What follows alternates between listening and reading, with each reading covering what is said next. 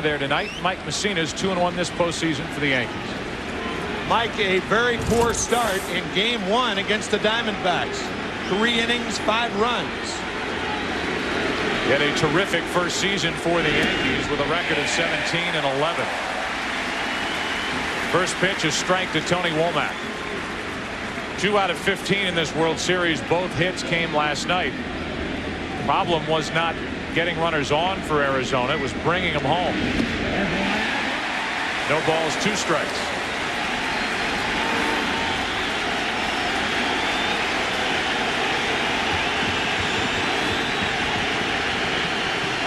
And here we go.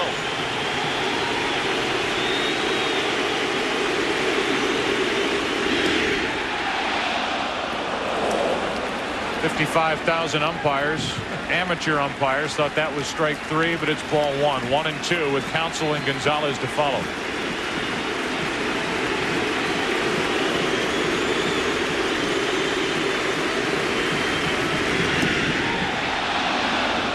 They thought so again. It's 2-2. That was closer than the 0-2 pitch. You can see Posada setting up outside. A lot of pitchers like the front corner of the plate, but that ball just missing. Good call, Jim Joyce. Now the 2-2 pitch to Womack. Went up to foul it back. And it remains 2-2. The Diamondbacks last night got their leadoff man on 4 of the first 5 innings. But on the night, 0 for 7 with runners in scoring position. They hit into 3 double plays. And eventually blew the 2-run 9th inning lead. Another 2-2. Into right field. O'Neill coming to get it. Maybe his last game in Yankee pinstripes. 1 out. Defensively for the Yankees behind Mike Mussina, it's Shane Spencer, who is making a name for himself in this World Series, still out in left field. Again, it's Knobloch on the bench with Williams, O'Neill in the outfield, Brocious, Jeter, Soriano, Martinez around the infield, and Posada catching Mike Mussina. Mike Mussina perhaps has the oddest array of pitches in the major leagues. From his windup, he's much better, as you could see from a stretch. The knuckle curve and the knuckle changeup, and very effective east and west. Outside corner, inside corner. 1 out, bases empty. Counsell takes ball 1 low. Counsell is 1 out of 14 in this World Series, so he's hitting .071, but last night dropped down 3 perfect sacrifice bunts in his first 3 at bats. Trying to get on in front of Luis Gonzalez, who waits to hit next. 1 ball, 1 strike. When we talk about east and west, we mean inside corner to a left-hander, outside corner to a left-hander. However, he is not particularly adept at keeping the ball around the knees.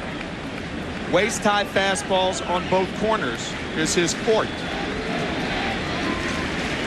1 ball, 1 strike.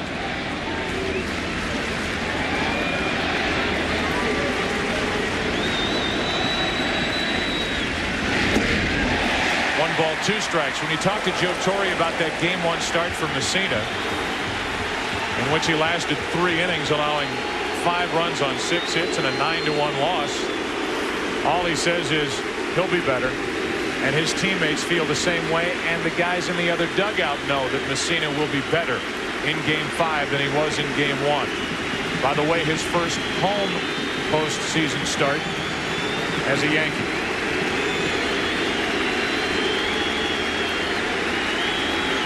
Ball and 2 strikes. 2 balls, 2 strikes. World Series game 1, 3 innings pitched, the shortest outing of his postseason career. 5 runs allowed, 3 were earned, tied for the most in his postseason career.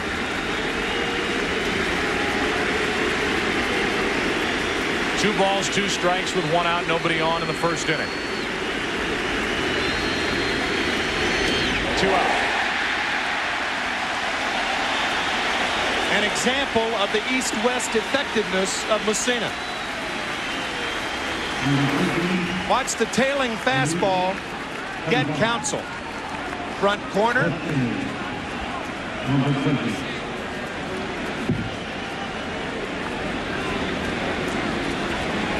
That's nasty pitching right there.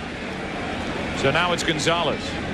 He's 4 for 14 in the World Series. At one point, it looked like Gonzalez had tapped his way across the plate with what would hold up as the winning run last night until the two-run home run by Tino Martinez in the ninth. The dirt for ball 1 to Gonzalez. Gonzalez in that start against Messina hit a 2-run homer in his second at bat against the New York right-hander. His counsel gives a scouting report to Steve Finley. A left-handed batter will go to another left-handed batter to see how a pitcher is pitching. You never see left-handed batters talking to right-handed batters early in the ball game.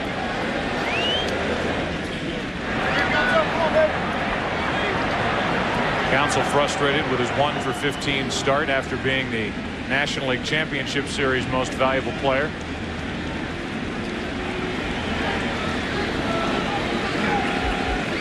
Here's a 1-0 pitch. Gonzalez to Tino Martinez. Plenty of time. And a 1-2-3 first for Mike Messina. Bottom of the first against Miguel Batista. No score in Game 5. 1 this season. We give you the starting lineup for the New York Yankees. They lead it off with Derek Jeter. Then it's Paul O'Neill in right field. Bernie Williams hitting third. Tino Martinez cleans up.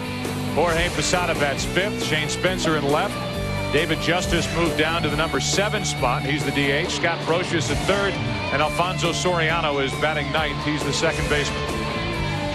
48 appearances this year for Miguel Batista, but very flexible for Bob Brenly and the Diamondbacks. 18 starts. And Brenly saying before the game that Batista had 60 walks this year in 140 innings. If he throws strikes, it can be very, very difficult on the Yankees. Standing ovation for Jeter as he leads it off in the bottom of the first.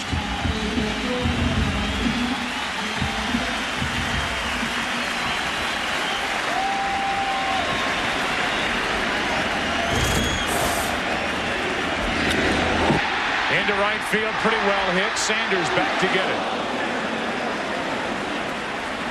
1 out. Reggie Sanders, part of the Arizona defense.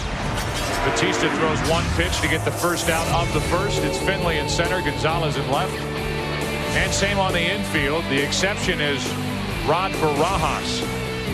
He's behind the plate for the injured Damian Miller, a right calf strain, so Miller is out. He'll get the benefit of 2 days off with a travel day tomorrow.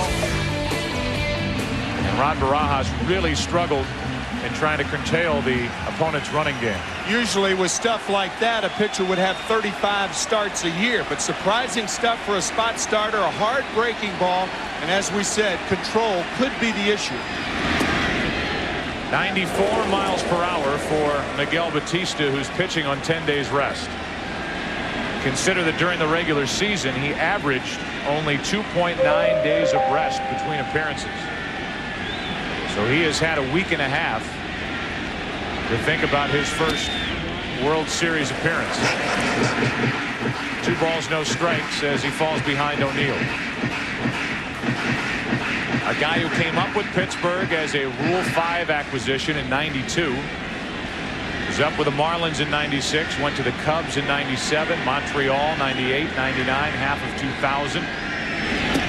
Then on to Kansas City. And this was his first year with Arizona. And he's fallen behind O'Neill 3-0. Derek Jeter swinging at the first pitch. We'll see if Joe Torre gives Paul O'Neill the hit sign here. If he does, O'Neill will look down and in. I talked to O'Neill during the pregame part of our night as he draws a 1-out walk.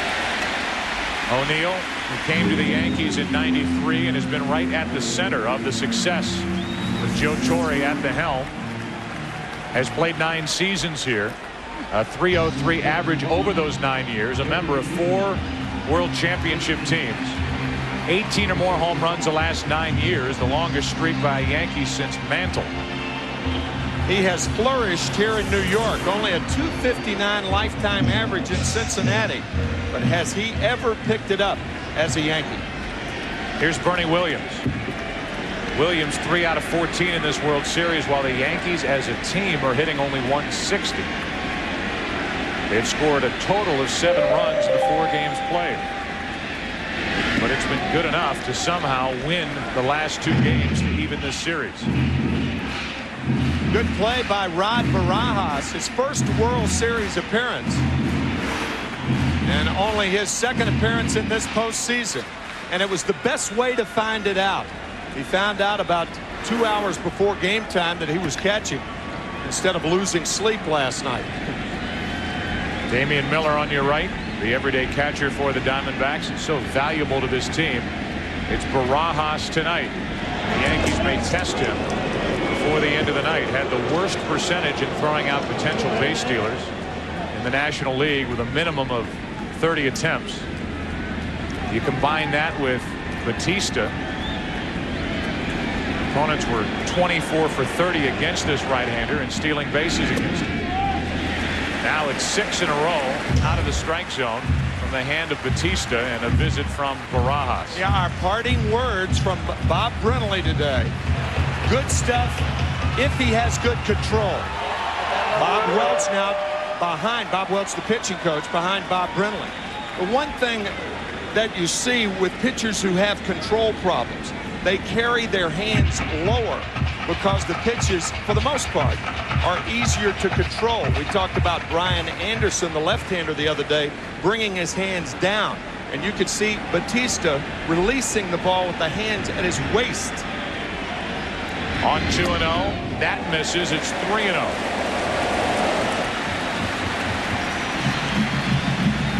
Total of 8 pitches. The first one of the night was lined into right by Jeter.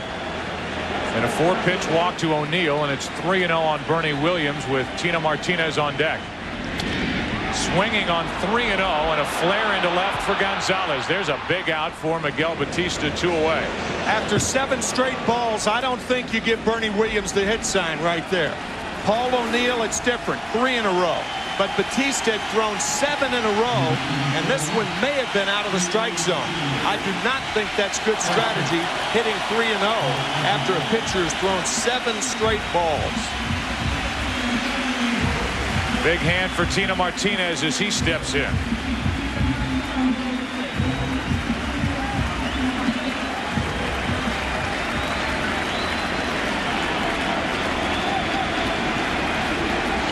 One on, 2 out.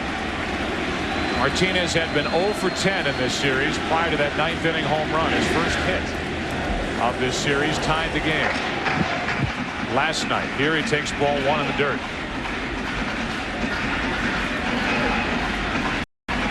Martinez, who carried this Yankee offense in the second half of the season, was their most consistent hitter really all year, leading the team with 113 RBIs, is hitting only 167 in the postseason. Out in front of that pitch, and the count 1-1. You can see Barajas sitting inside. The pitch was away. That's a nasty downward movement. Looked like a splitter from Batista.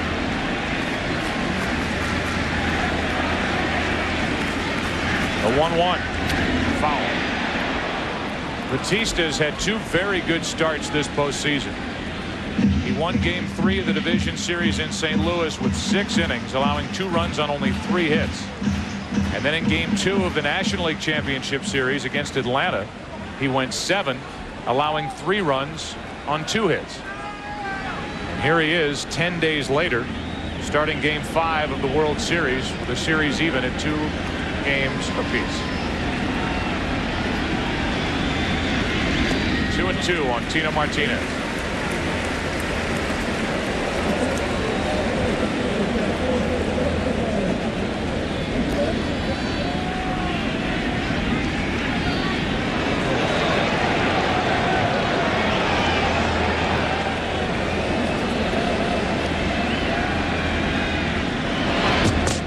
Check on O'Neill. These Yankees have won 9 straight World Series games here at home. That's a record.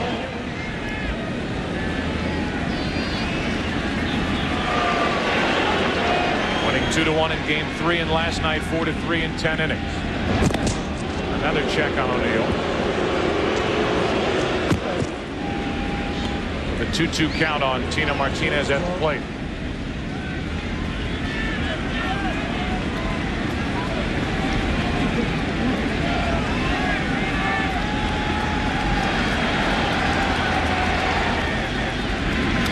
Out in front and foul into the Yankee dugout.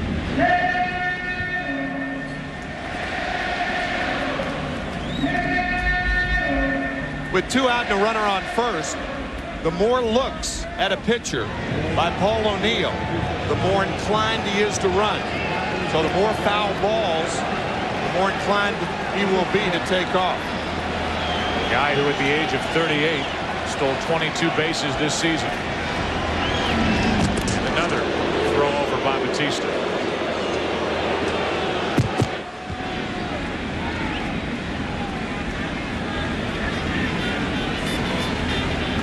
Thirty-year-old Dominican right-hander Miguel Batista.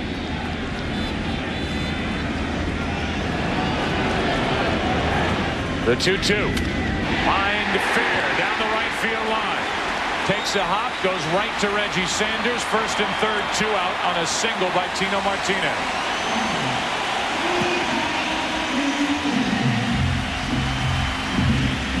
Martinez lightning fast with that swing on the inside fastball. A cut fastball, just fair. And the Diamondbacks got a break when that ball hit the corner of the right field stands and bounced right to Reggie Sanders. Otherwise, it rattles around in that corner, and perhaps O'Neill could have scored.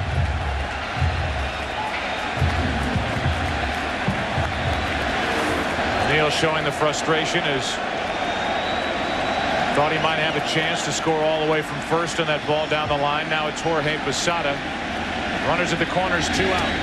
And a strike from Batista. Yeah, O'Neill knows how tough it is to play right field in this stadium. Ball's down the line.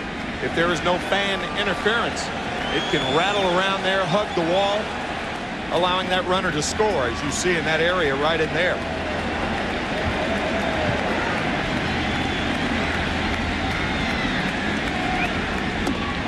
The Yankees are 1 for 16 with runners in scoring position in this World Series. And Posada's behind on the count 0-2. One more time, that ricochet right there. Diamondbacks catch a break.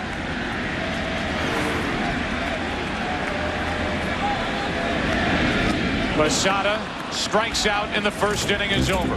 So the Yankees get a walk, a hit. Miguel Batista on 10 days rest gets around the walk and the hit. And after 1 inning in Game 5, there is no score. 4 minutes. With no score, it'll be the 4, 5, and 6 hitters for Arizona. Durazo, Williams, and Finley against Mike Messina, who struck out 1 in the first inning. And a Rubio Durazo, who didn't play in Game 1 or 2. 3 out of 6 with 2 walks the last 2 games, leads it off. And takes it high, ball 1. Lack of the designated hitter in Phoenix. Bob Brunley playing Mark Grace. Durazo getting a chance with the designated hitter. It'll be interesting to see what Bob Brunley does in games 6 and 7. If there is a 7. Here's a 1-0 pitch. Got it past the bat of Durazo. Talked to Bob Brenly about a Rubio Durazo, and he just glows when he talks about this young left-handed hitting first baseman. Just lightning fast through the strike zone. Bat speed. Durazo hops out of there. Hermosillo, Mexico. Signed away from the Mexican League by the Arizona Diamondbacks, and he came flying through their organization 2 years ago.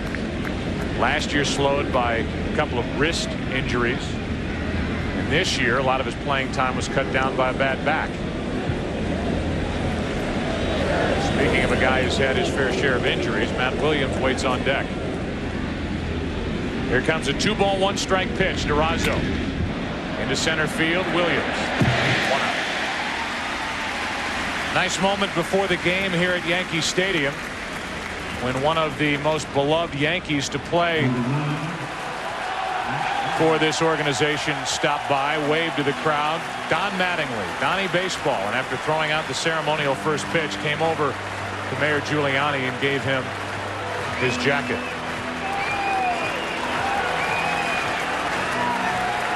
Don Mattingly, one of the more popular players to come around with this team, has been coming around this team a lot more often lately. Called upon by Joe Torre to help Tino Martinez and others through the course of the season with their swing. And isn't it typical that Martinez gets his first hit last night, the game-tying home run, and Don Mattingly shows up? Yeah, after the fact. Yeah, right. Got to hit his first time tonight. Lightning fast, as we said, on that fastball inside. Here's an 0-1 pitch to Matt Williams. 0-2. Matt Williams, after the thrill of that 7th inning 3-run home run in game 2, has not done anything at the plate and is only 3 out of 13 overall in this World Series.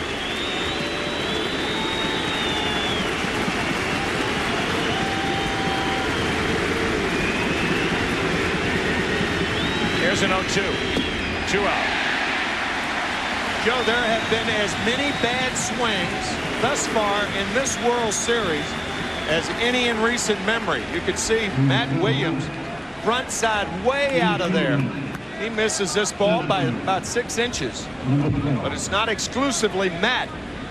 Hitters on both teams are doing poorly. In fact, if you take Mike Mussina's game 1 start out of the equation, the pitching in this World Series has just shut down each offense as Finley takes strike 1.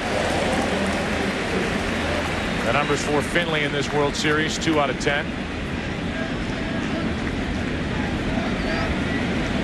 Take that start by Mussina out. The rest of the starters for each side, a combined ERA of 1.85, averaging 7 innings per start. No balls, 2 strikes on Finley. Clemens got this started for the Yankees in game 3. Orlando Hernandez, the bullpen, including Rivera, good enough for New York last night. Andy Pettitte will be the game 6 starter for New York against Randy Johnson. 1 ball, 2 strikes on Finley. Andy coming up to us in the parking lot before the game saying, "You guys doing the game on Saturday?" We said, "Yep."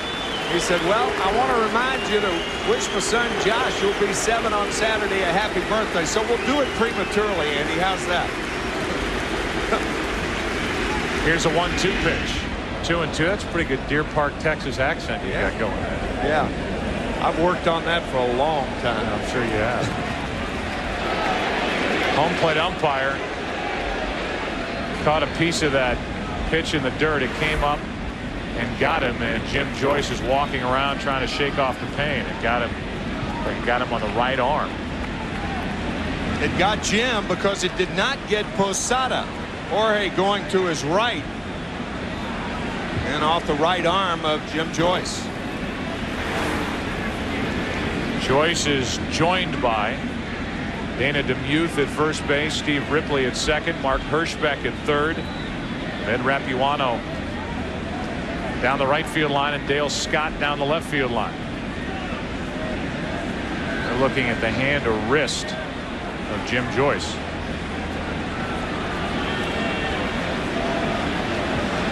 Former American League umpire, now the umpires all under one Major League Baseball umbrella.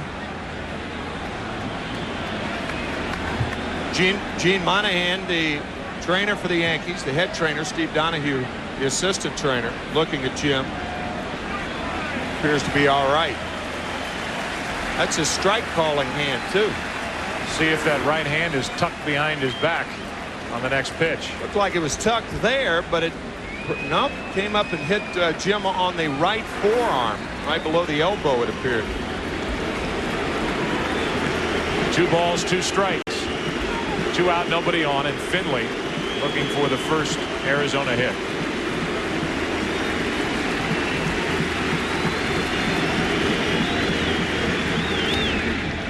Popped up foul back behind the plate.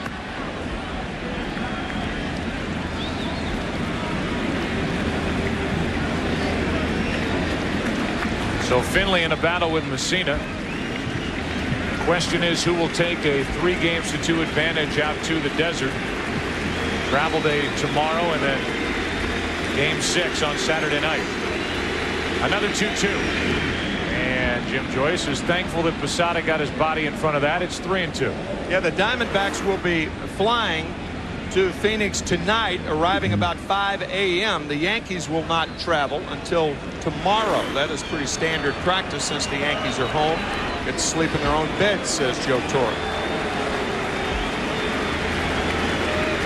Randy Johnson will start game 6 against Andy Pettitte. Saturday, 7:30 Eastern, 4:30 Pacific. Here's a 3-2. Finley fouls it back and out of play. A rematch of game 2 when Andy Pettitte went 7 innings. Randy Johnson went all 9, allowing 3 hits, no runs.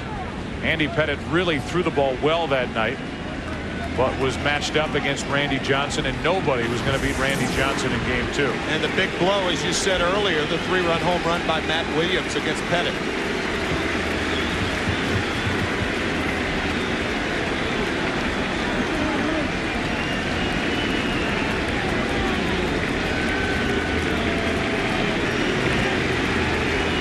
Another 3-2 to Finley. And the inning is over. 3 strikeouts now for Messina. He has been perfect through 2. Batista stranded 2 runners on in the first. He'll take on Spencer, Justice, and Brocious with no score.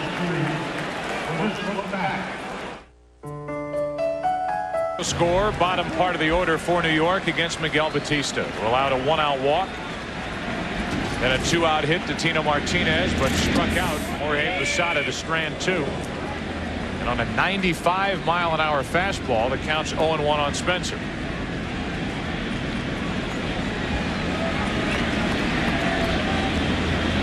Spencer has done plenty in each of the 2 wins for the Yankees so far in this series. Games 3 and 4. He's done it defensively, he's done it offensively. And the home here 0-2. Whether it's been a diving catch, it's been his throwing arm, or a home run in last night's game. Spencer is right now a solid part of Joe Torre's lineup. Good pitch from Batista. 2nd strikeout for the Arizona right-hander. 1 out. A good splitter right there. Get Spencer. You could see Shane swinging over that pitch. We talked about Batista and where he holds his hands, delivering the ball with his hands around his waist. Mike Mussina's not like that. Mussina doesn't have control problems, but Batista does. Consequently, Mussina holds his hands high when he delivers the ball. Batista holds his hands low.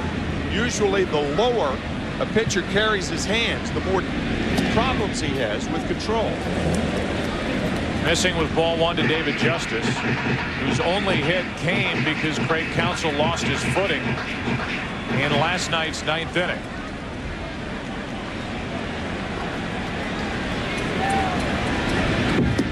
Another swing and another miss by David Justice, who has 8 strikeouts in 9 at-bats in this World Series.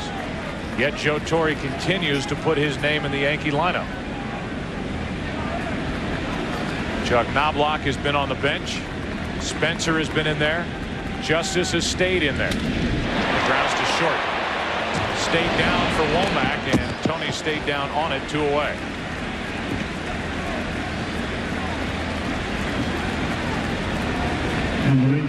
Tony Womack, a guy who's bounced around defensively, former everyday second baseman in Pittsburgh. Then he came to the Diamondbacks. The Diamondbacks handed a huge contract to Jay Bell and eventually turned him into a second baseman, so they put Womack out in right. He's now come back into the infield, and he's played a solid shortstop, committing only 8 errors during the regular season. Well, he has committed 3 in the postseason. 2 out, nobody on, and Scott Brocious rounds it up the middle.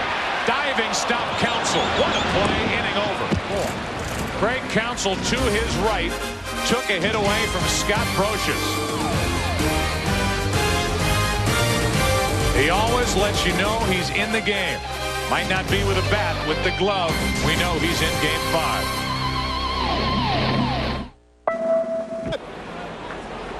That's big for him right there. If he can throw that pitch for a strike when he's behind. That was a 1-0 slider to David Justice.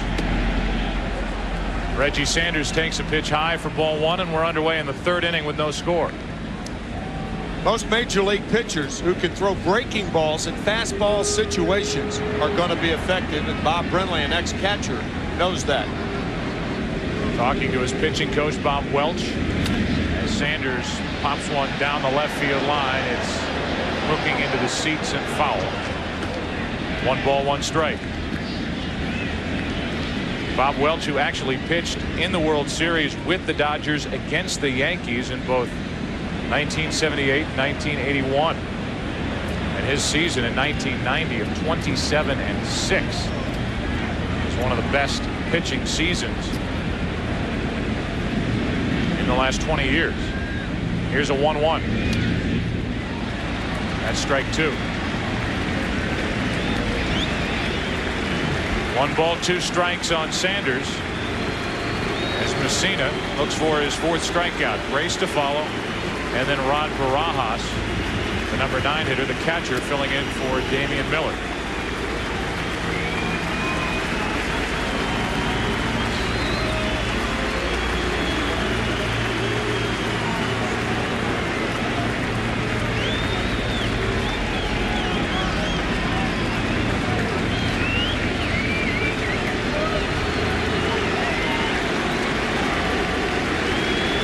Here's a 1-2. 1 out, strikeout number 4. Continue to talk about pitching. We talk about Bob Welch. Game 2 of the 1978 World Series. Dodgers held a 1-run lead with 2 outs in the top of the 9th. 21-year-old Bob Welch, pitching in relief, strikes out Reggie Jackson.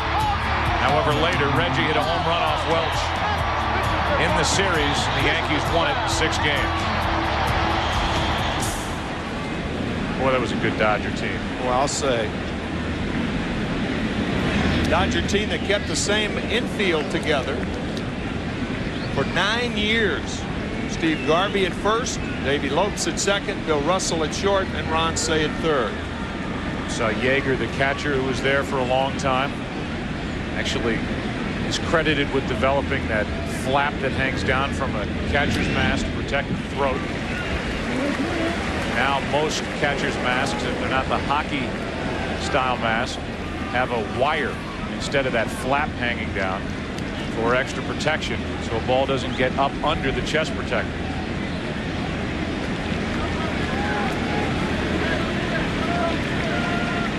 One ball, 1 strike, 1 out, nobody on. Grace. The home plate umpire, Jim Joyce, is going to stay on his toes back there tonight. 2 balls and a strike. Well, usually with pitching like this in the World Series, home plate umpires have problems because of the action of the pitches. Messina with an excellent knuckle curve thus far. On the outside corner with a 91-mile-an-hour fastball, it's 2-2.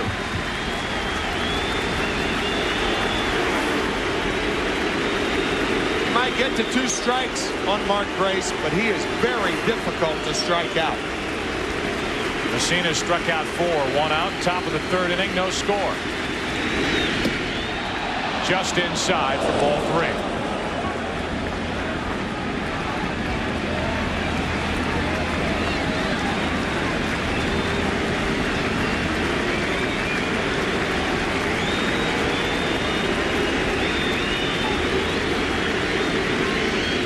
Time called at the plate Yankee pitchers now have retired the last 15 Diamondback hitters. Going back to last night's game.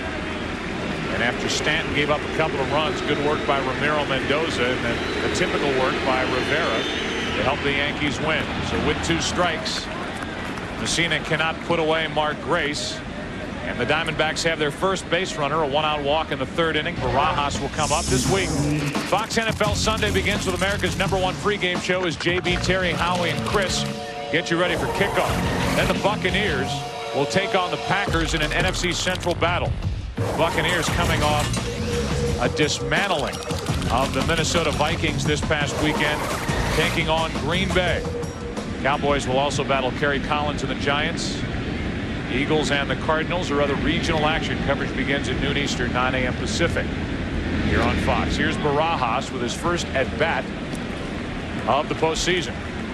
A guy who hit only 160 during the regular season while he was with the big league club. But while playing at AAA Tucson in 45 games, hit .321 with 9 home runs. He started the season with the Diamondbacks, was sent down on June 15th, called up for 5 days in July, and returned in September. 26 years old. Facing Mike Messina, and ahead on the count, 1 ball, no strikes. 1-1. Of all the games for Damian Miller to come up lame, as he pulled a right calf muscle 2 games ago, and he tweaked it again last night, so he's out of the lineup. It really plays into the Diamondbacks' hands as Barajas really worked well with Miguel Batista down the stretch. 2 big starts against the Dodgers when the Diamondbacks were still in a battle for the National League's Western Division.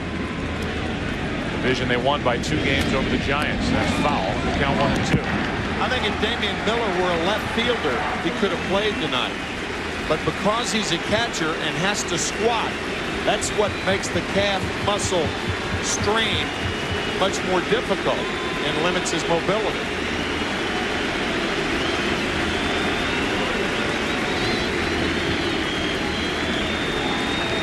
Pitcher's able to blow into that pitching hand, although the temperature really is probably warmer tonight than it's been at any point in this World Series here in New York. Barajas checked his swing, and it's 2-2. It's a little warm up as we make our way back to the desert. 90-degree heat during the day and in the 80s at night. Barajas holding up, called correctly by Dana DeMuth, first base umpire. It's up to 61 degrees tonight. Very comfortable.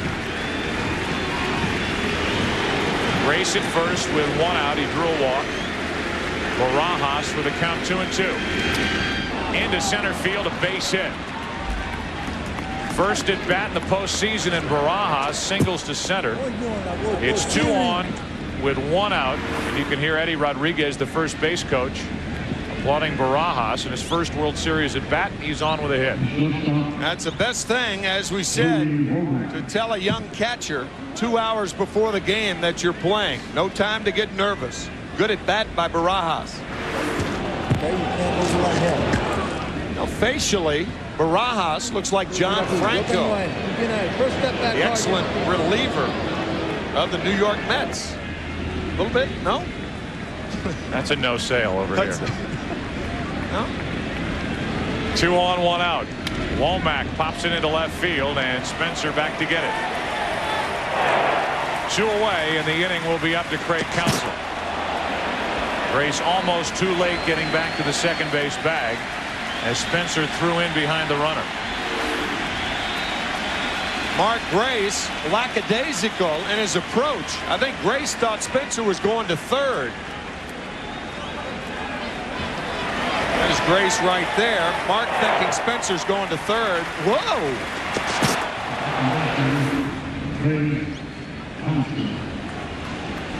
That'll make you hop a little bit in your 14th year in the big leagues. As Craig Counsell steps in with 2 on, 2 out. He's already made a terrific defensive play. He's 1 out of 15 at the plate in this series. One of the more awkward approaches to hitting that exists not only in the big leagues But in Little League, in the minor leagues, you name it, this is a strange way to try and hit a baseball.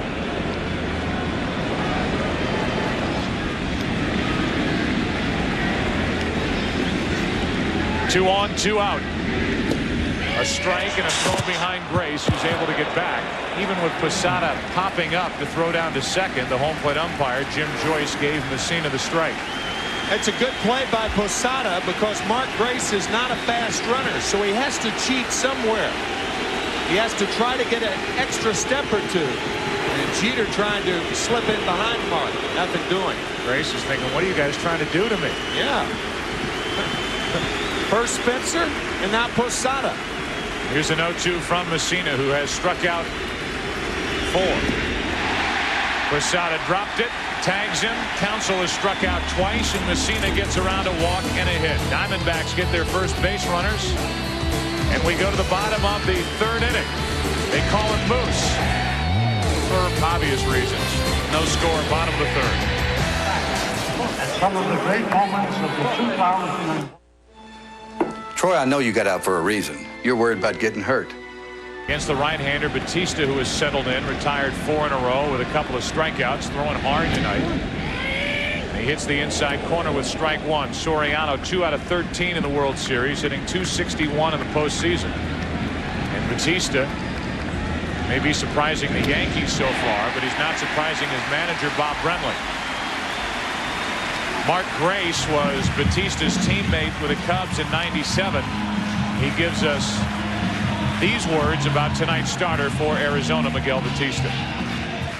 He's very comfortable pitching in big games. He's done it all year for us, and he's a very confident pitcher. He says, I remember Bob Brenly asked him, he says, are you going to be okay to pitch this big game against the Dodgers? He says, Skipper, you sit back and enjoy the show.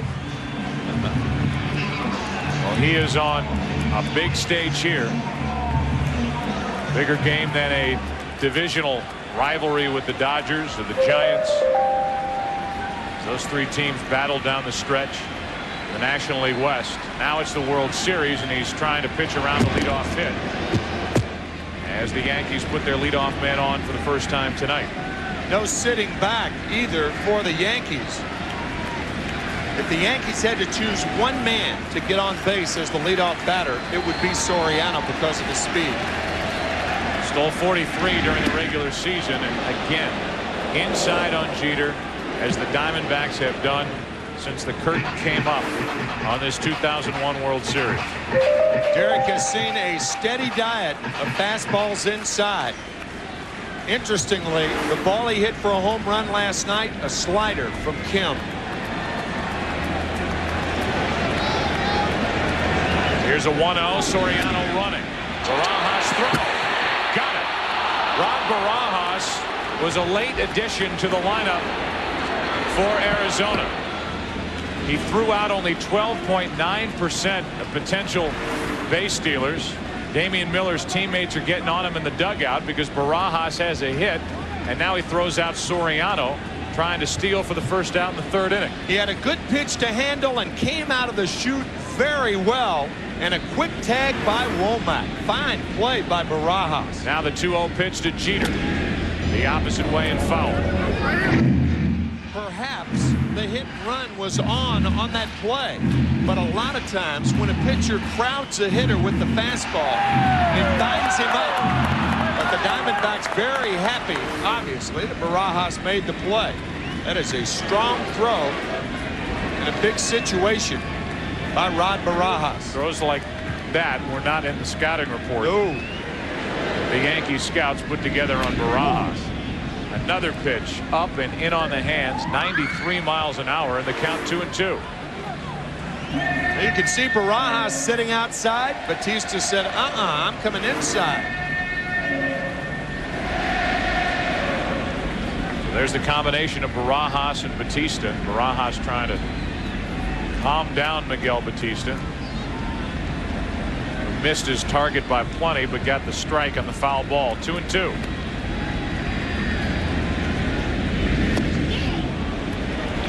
A bit low. 3 balls, 2 strikes with 1 out, nobody on, and O'Neill next.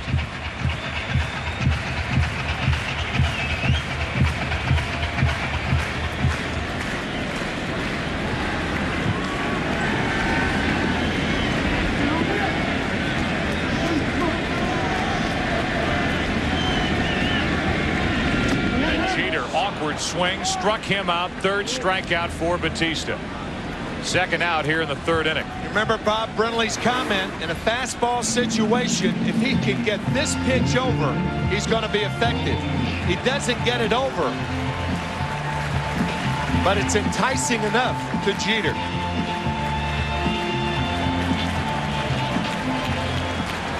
Tried to hold up, but couldn't.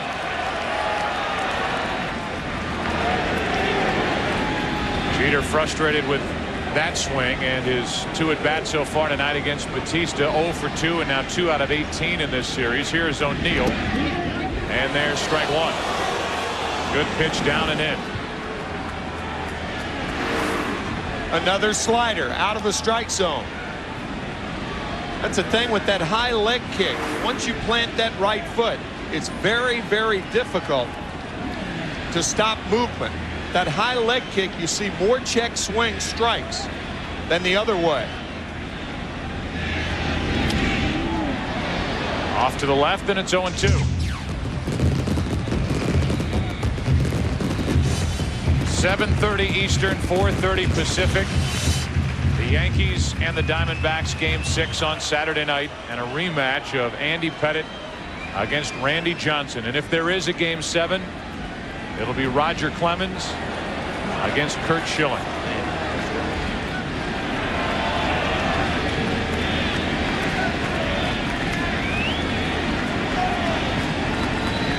Here's an 0-2 to O'Neill.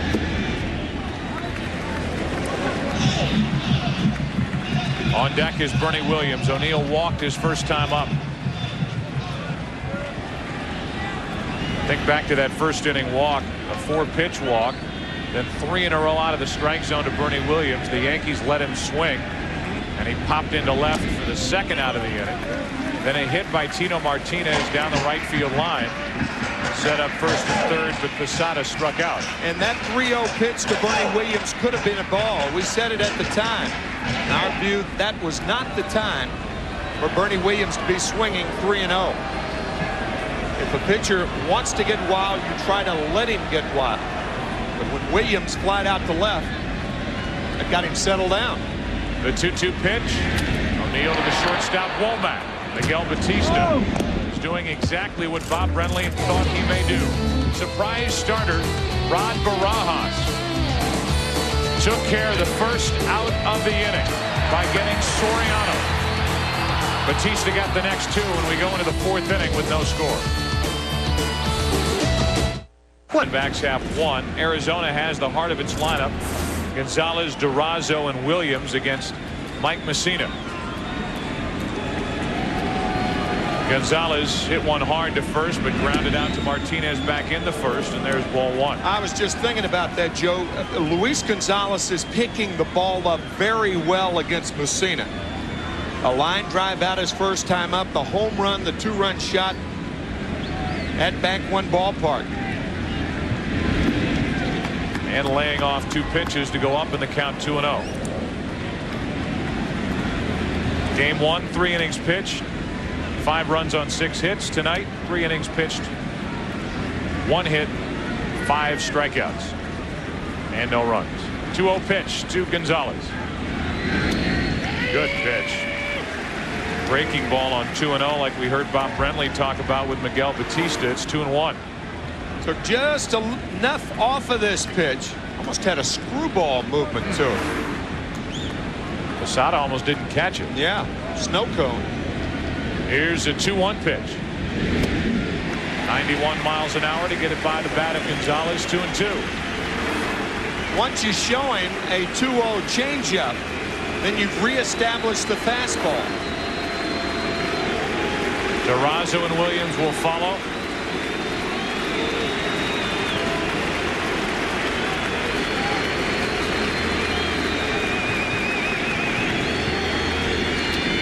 Off the end of the bat and back toward us.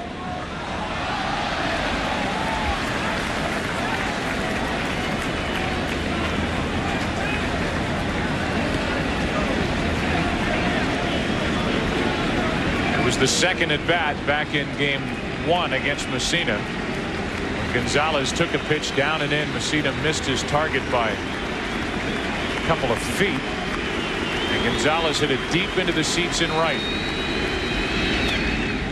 Off balance here with this swing, gets under it. Soriano waits for it. Gonzalez 0 for 2. Mike Messina, 32 years old, from Montoursville, Pennsylvania. That's in western Pennsylvania. He, like a lot of youngsters growing up, used to play catch with his dad all the time. And when he was 11 years old, he told his father, "Dad, I'm going to be a big league pitcher someday." His father said, "Son, I don't mean to discourage you, but 10,000 other children have said that." The next year, his father couldn't play catch with him anymore. He threw too hard. And later he graduated from Stanford in 3.5 years with a degree in economics, so at least he was backed up in case this didn't work out. Ball 1 in the dirt to Rubio Durazo. For a free agent signee, a degree in economics is a good idea. And you count to $88.5 million and divided by 6. 1 ball, no strikes, 1 out, nobody on. Breaking ball for strike 1. If you go back in time to the 1990 Rochester Red Wings, Mike Messina on your left, Curt Schilling on your right. Same team, different time for each pitcher on that 1990 Rochester Red Wing team. We talked about Schilling when he was pitching in Game 1 back in Arizona. Schilling at that point did not take his career seriously enough. He ended up moving on to Houston, was there for a year, had that meeting with Roger Clemens in the weight room at the Astrodome. And Roger Clemens for an hour talked about the commitment it takes for a big body pitcher like Curt Schilling to become one of the elite pitchers in the big leagues. And Curt Schilling took those words to heart. He changed his workout regimen, things he was doing off the field as well. 1 ball, 2 strikes. Those two could square off, Schilling and Clemens, in Game 7. 2-2 now on Durazo. If there is a Game 7, you got the 5-time Cy Young Award winner Roger Clemens taking on Curt Schilling, who this postseason has been amazing. First time since 1985 that a pair of 20-game winners meet in Game 7. Brent Saberhagen, John Tudor. There may be no Game 7. The winner of this one tonight wins on Saturday night in Phoenix. Here's a 2-2 pitch, and Durazo steps out.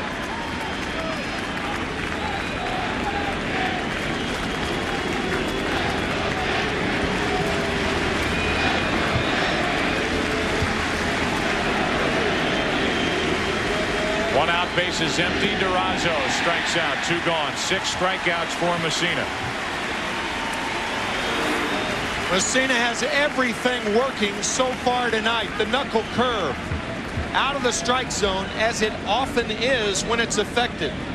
That pitch is a misnomer. He throws it. He almost flicks it to the plate. He throws it with the fingertips. The changeup knuckle curve is thrown with 1 fingertip. And the regular knuckle curve, that's what that pitch was, thrown with 2 fingertips. Now with 2 out, the bases empty. Here's Matt Williams, struck out his first time. There's the knuckle curve, and there's strike 1 on Williams. Realize how strong the fingers have to be to pitch like Messina does. But he's been doing it for a long time, since a teenager. 1 on the ground, 4 through the air, and 6 into the glove of Posada. The out so far tonight. Jam shot, a little liner to Scott Brocious. No doubt that Mike Messina is on tonight. No good in Game 1 out in Phoenix. He is rolling through the first 4 here in Game 5. Williams first up. Bottom of the 4th inning, no score. Miguel Batista trying to match Mike Messina and doing a very good job to this point. Williams flying to left his first time, and a breaking ball misses low for ball 1. Talked about the success that Barajas, the catcher, had this year with Batista. Two hooked up for 50 innings, and Batista had an ERA of 1.07 working with Barajas. Allowed no home runs in 52 innings while working with Damian Miller. Miguel Batista had a 4.85 ERA and allowed all 9 of his home runs that he gave up this season. Add to that opponents stealing bases against this combination were 10 for 10 during the regular season. Barajas caught Soriano last inning. And Batista caught the strike zone at the knees to Bernie Williams here, and the count's 1-2. Again, that soundbite from Bob Brenly. When a pitcher can throw the breaking ball over as consistently as he's done, he gets by with the fastball. Good moving pitch. Stayed up and in the count 2-2. That was a cut fastball. Pressure on the middle finger. It reacts like a slider in under the armpits of Williams.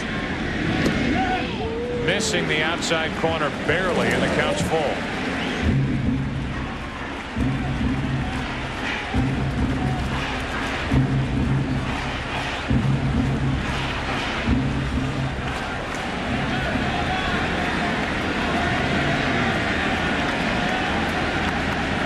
The 3-2 to Williams. A leadoff walk.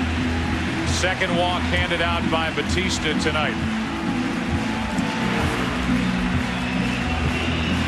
Try to get Bernie Williams to go for the slider.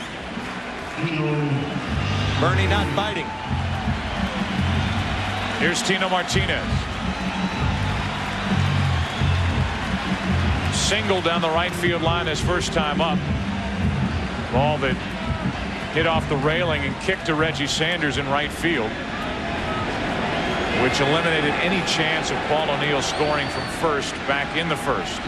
Batista got out of that jam. Now he pops it up on the right side. Mark Grace wants it. Diamondback fans hold their breath as Grace pulls in a pop-up. It was in foul territory. 1 on, 1 out. We talked about Tino Martinez getting help from Don Mattingly. Mattingly in the background, and there he is watching Tino Martinez shortly thereafter against Ricardo Rincon hit a home run into the upper deck against the Indians. There have been a couple of times this season that Don Mattingly has checked in with the Yankees. He is here after Martinez hit that game-tying home run in the 9th inning last night. He's 1 for 2 today. Gary Denbo, the Yankee hitting instructor, obviously, he says anytime you have a chance to hear something from Don Mattingly, I welcome the help. Absolutely. 1 ball, no strikes on Posada. It's Gary Denbo, who took over this season for Chris Chambliss, who had been the hitting instructor for Joe Torre. The start of that '96 season. Here's a 1-0.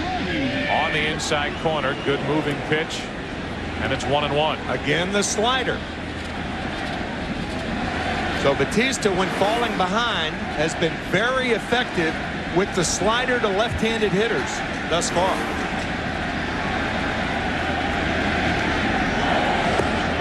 Go to first. It really hasn't mattered who has been on the mound for Arizona in this World Series. The Yankees just are not hitting. They've been getting clutch hits, and obviously last night thrilling hits for the New York fans. The combination of Brian Anderson, Mike Morgan, and Greg Swindell basically shut down this Yankee offense in Game 3. Tonight it's Miguel Batista as Womack goes to Counsell, who goes to first, and Batista is through 4 shutout innings. So whoever has towed the slab for the Diamondbacks has shut down the Yankee attack. Series tied 2-2, no score as we go to the 5th. Back after this from your local Fox station. Hitters have so far amassed only 1 hit against Mike Mussina, but they have made him work. Through 4 innings, he has thrown 60 pitches. Consider that Mariano Rivera is needed, or is available if needed, but only available for 1 inning tonight after working 2 innings in Game 3 and 1 inning here last night. Joe Torre will not use him. for more than an inning tonight. At least that's what he told us prior to the start of the game, and that could always change. Pitch count can be good news and bad news. For Messina, so far, it's good news, because when you strike out hitters, you obviously throw more pitches. One of the reasons for the high pitch count, he has struck out 6. 6 strikeouts, 1 walk, 1 hit. Knuckle curveball in there to Finley. Whoa. Off the table. Here's a 1-1 pitch. Steve Finley jumping back off the plate on strike 2, 1-2. You see the pattern to Messina is there's no pattern. Knuckle curve and then Krauts Finley with the tailing fastball. Finley gets it into deep right, and the Diamondbacks are on top. Home run Steve Finley, and it's 1-0 Arizona in the 5th.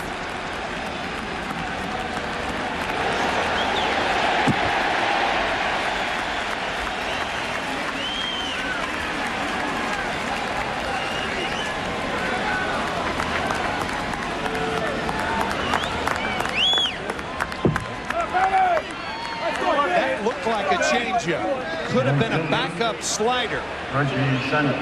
But Steve Finley's eyes had to get awfully big with whatever it was in the middle of the plate. He crushed that ball. Now Reggie Sanders takes a pitch in the dirt. Ball 1. Finley turning to Posada and said, Jorge, I'll handle this one. Messina gave up 20 home runs during the regular season. The Diamondbacks and their bench, they knew it immediately. And Arizona is out in front 1-0 here in the 5th inning.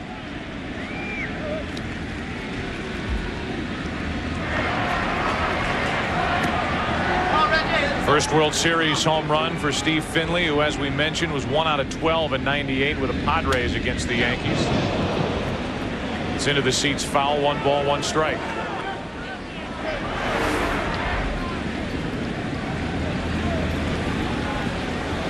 Could have been a knuckle curve. Whatever it was in the middle of the plate, but not for long. Here comes a 1-1 pitch to Reggie Sanders. On the inside corner, 1-2. There have been a lot of hitters going around the bases in this World Series, but not a lot of hitters on base. Either a home run or nothing. All or nothing at all, as Frank Sinatra would sing. Here's a 1-2 pitch. Sanders strikes out, and that's strikeout number 7 for Mike Messina. Take something off the curveball here to get Reggie Sanders. The Yankees in the bottom of this 5th will have Spencer, Justice, and Brocious. As Mark Grace digs in. Grace went deep last night, got one into the upper deck. A game-tying home run in the top of the 4th inning. It stayed a 1-1 game until the Diamondbacks got 2 in the 8th. Grace down the right field line, hooking foul. Last night, 3-1 pitch.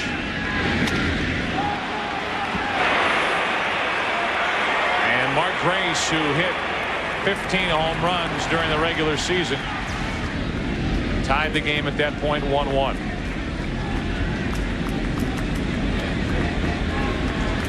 One out, nobody on. Grace grounds to Martinez.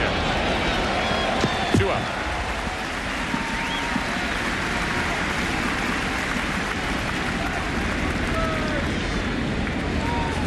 So with the bases empty, the number 9 hitter, Rod Barajas, who was not only singled tonight, but thrown out Alfonso Soriano trying to steal back in the 3rd inning for the first out with Jeter at the plate. Digs in.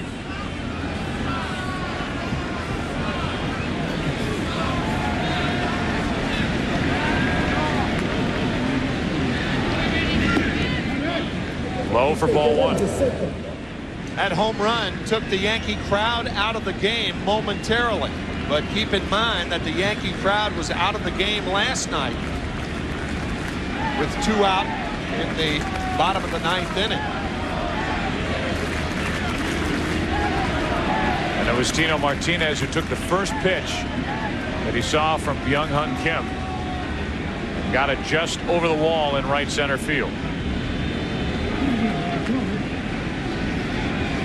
1 ball, no strikes on Barajas with 2 out, 1-1.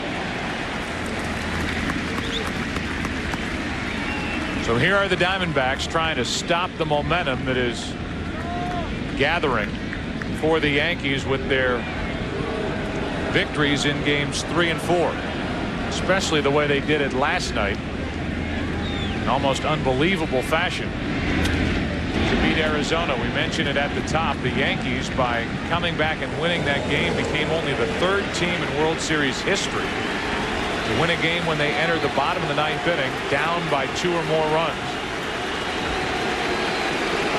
First time it's happened since 1929. The bases empty, 2 out. The crowd tries to get back in it. 1-2 pitch, and Barajas hits it into deep left field. Back at the wall. It's 2-0 Arizona. Rod Barajas, who was inserted in the starting lineup for the Diamondbacks literally an hour and a half, maybe 2 hours before the game, is 2 for 2. He's thrown out a base stealer, and he has doubled the Diamondbacks' lead. It's 2-0 in the 5th. What a story. He had not even hit in the postseason before tonight. He had only played defensively 1 game in the division series.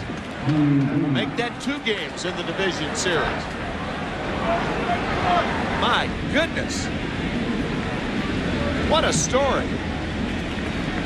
So with the bases empty, 2 out, Womack takes ball 1 outside. Hanging breaking ball, and he knew he had it all. In his first 7 games with the Diamondbacks this year, he had 3 home runs, and then nada for the rest of the season until that last swing. Oh, go ball.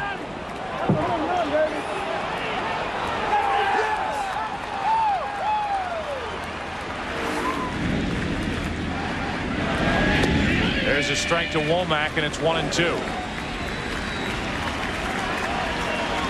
So Bob Brenly has seen Steve Finley hit his first career postseason home run in this inning. And now Gonzalez and the Diamondback bench applauding Rod Barajas. Damian Miller, one of the first to greet Barajas when he got back to the dugout as Womack strikes out. The damage is done for the Diamondbacks. Steve Finley led off. Got 1 out to right with 2 out and the bases empty. A guy trying to be a Game 5 hero, Rod Barajas, got into 1. And with that, after 4.5, it's 2-0 Diamondbacks. Cam, as we play the bottom of the 5th in Game 5. I see trees of green, red roses too. I see them bloom for me and you, and I think to myself, what a wonderful world.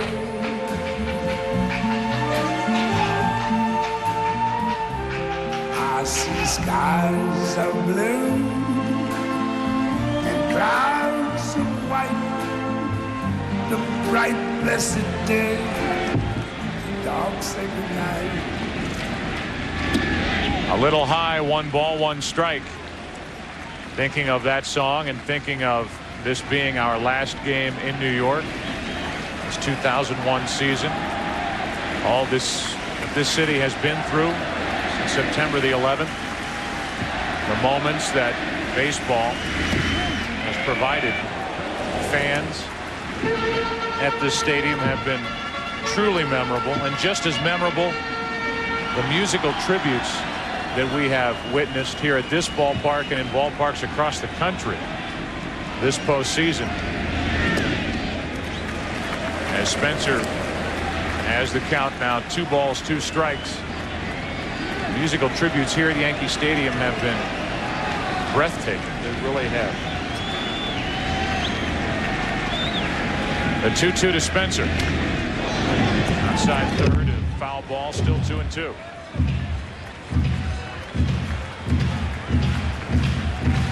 Police officers bringing that tattered American flag here to Yankee Stadium, recovered from the World Trade Center site. Recovered 3 days after the bombing. Tower 2 falling on that flag, and it's here at Yankee Stadium. It has been flying out in center field these 3 games here at Yankee Stadium. Yankees find themselves down 2-0, and Miguel Batista has been fantastic. So far, no runs on 2 hits. 3-2 pitch. Up the middle. Diving stop. Counsell again. Safe at first as Grace couldn't dig it out. Counsell showing tremendous range time and time again out of the second base position. This is the 3rd time he has gone to his right, dived for the ball, and made the play. Mark Grace normally would come up with the ball like that. This is a short hop, and he usually sucks that ball up. So base hit for Shane Spencer. See the glove almost come off the hand of Counsell as he stretched as far as he could to his right. And then Bob Brenly, and the Diamondbacks bench disappointed Grace couldn't come up with it. Base hit. Now Justice. Pitch in the dirt. Down to second is Spencer with nobody out.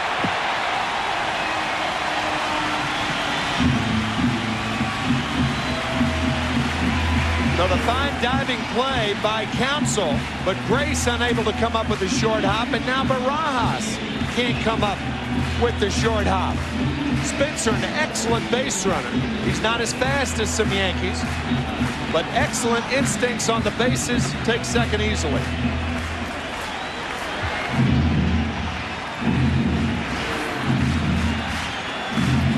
Rod Barajas on your left, starting in place of the injured Damian Miller. Seated in the dugout, right in the center of all this action, is Miguel Batista, who takes a moment to rub up the baseball.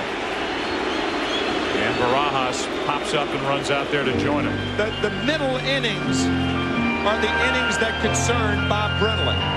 When you talk Batista, he has had 19 starts this year, including 20 actually, including the postseason. And he's gone past the 7th inning only twice.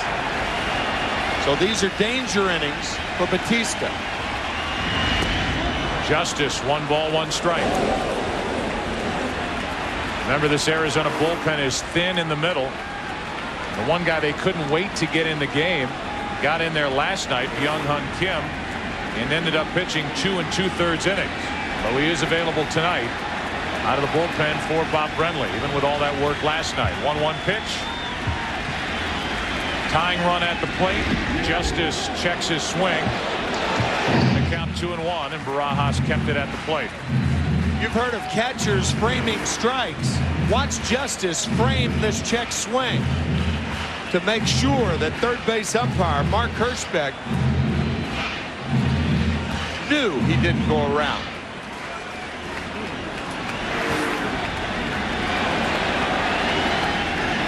So now a 2-ball, 1 strike count on Justice. Rounded out his first time, and he's 1 out of 10 with 8 strikeouts in this World Series. 2 balls, 2 strikes. Could have been ball 4 to Dave Justice, but it's 2-2. 4 balls out of the strike zone, and he has swung at that slider or splitter. Well, that ball, the bottom fell out of that thing. Runner at second for New York. Nobody out. Justice trying to get him over or get him in. Strikes out again. David Justice, his frustration continues, and so does the frustration of the fans here at Yankee Stadium. 9 strikeouts in 11 at-bats. Going after a lot of bad balls. All 3 swings, bad pitches. 5 pitches, 5 balls, and a strikeout for Batista.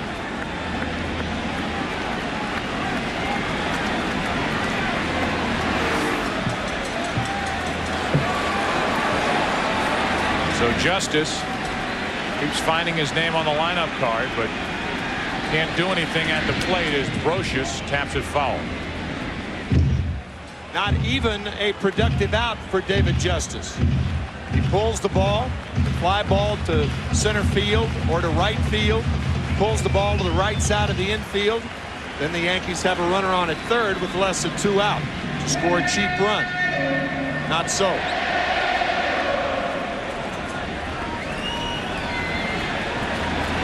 The Yankees have only 3 hits. The Diamondbacks have only 3 hits, but 2 of them left the park. Runner at second, 1 out. And the 0-1. 1 ball, 1 strike.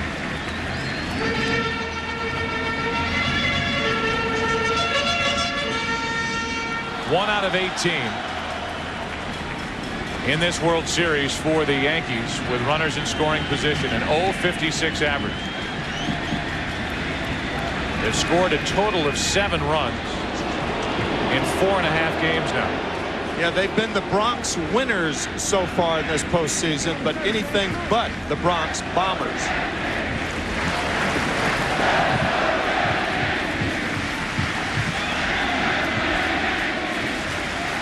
Crowd trying to get him going. Brocious with a runner at second, 1 out. He's up on the count, 2 balls and a strike.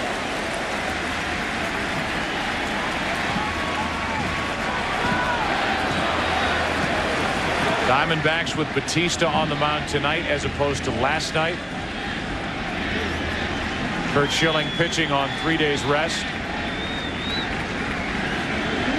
Batista doing his part tonight, trying to send this series back to Arizona with the Diamondbacks up 3 games to 2, and with Randy Johnson scheduled to pitch game 6. Leading 2-0 in the 5th inning. A 2-1 pitch, 3 balls and a strike, with the rookie Soriano waiting on deck. Diamondback scouting report: keep the ball away from the inside part of the plate to Scott Brocious. Some guys are low ball hitters, some guys high ball hitters.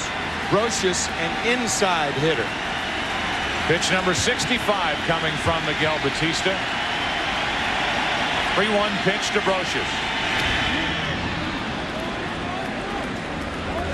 Full count. If Brocious was expecting a 3-1 fastball, he didn't get it. And that has been the story with Batista thus far. Sliders and fastball counts. And you could see Scott Brocious swinging flat-footed at that 3-1 slider. You heard it from Bob Brenly earlier. If he can get that pitch over behind in the count, he'll be effective. Now the 3-2.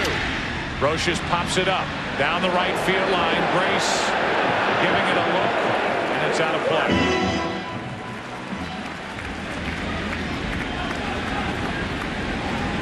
Brocious broke his bat, and Grace is happy that he didn't break something going on top of that tarp down the right field line. I think more bats are broken on balls hit off the end of the bat. Nice try by Mark Grace, scaling Everest in foul territory. So the count full, 3 balls, 2 strikes on Brocious. It represents the tying run at the plate for New York. Infield hit by Spencer started the inning. A wild pitch, then Justice struck out. Brocious hits one into right. Second out of the inning, and it's up to the number 9 man, Alfonso Soriano, as Miguel Batista tries to get through 5 shutout innings. You know, when you think about that at bat, Scott Brocious did not have 1 pitch inside, even though that pitch was up, away, and he broke his bat again. So the 3-2 fastball the first time broke 1 bat, and the ball he put in play broke another one. We talked about the strength of the arms in the outfield for Arizona. You wonder, had Justice been able to advance the runner Spencer over to third, if with the way the Yankees are swinging the bats, they may have tested Sanders on that fly ball. I think they probably would have. 0-1 now on Soriano. What a job Miguel Batista is doing here in Game 5. Bob Brenly saying before the game that the Yankees might be surprised with what they get from Miguel Batista. Soriano to third. Williams backs up. Long throw. Inning over. I'm sure the Yankees are surprised with what they're getting from Miguel Batista. The Diamondbacks aren't. He has been terrific. And after 5 in Game 5, 2-0 Arizona.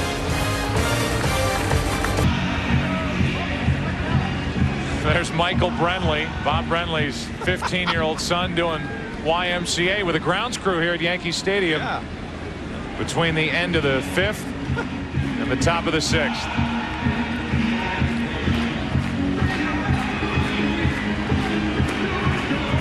Think he's having any fun trailing Dad around? Oh, man. What a run for Bob Brenly in his rookie season as a manager. 47-year-old manager. And he has heard one opinion after another about the decisions going into last night's Game 4 and during last night's Game 4. Should you start Curt Schilling on 3 days rest? I think with the way Curt Schilling pitched, now having him available for Game 7, that was the right decision. No question.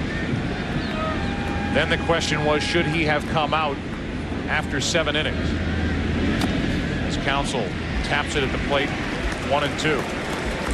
And when you consider the move that Bob Brenly made, not only taking Curt Schilling out, but going to Byung-Hun Kim, who hadn't pitched in this World Series, the young 22-year-old right-hander who made his series debut here in Yankee Stadium with a 2-run lead in the 8th inning.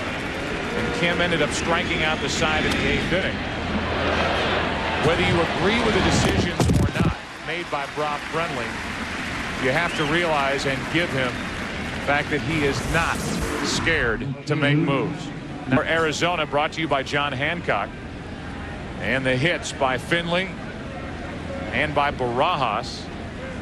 The only hits for the Diamondbacks in tonight's game. Finley hit a home run, was followed by Barajas going deep.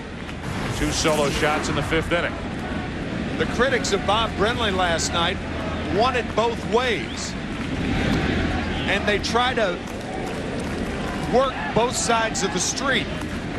They say, first of all, that there's no way that Curt Schilling can come back with 3 days rest.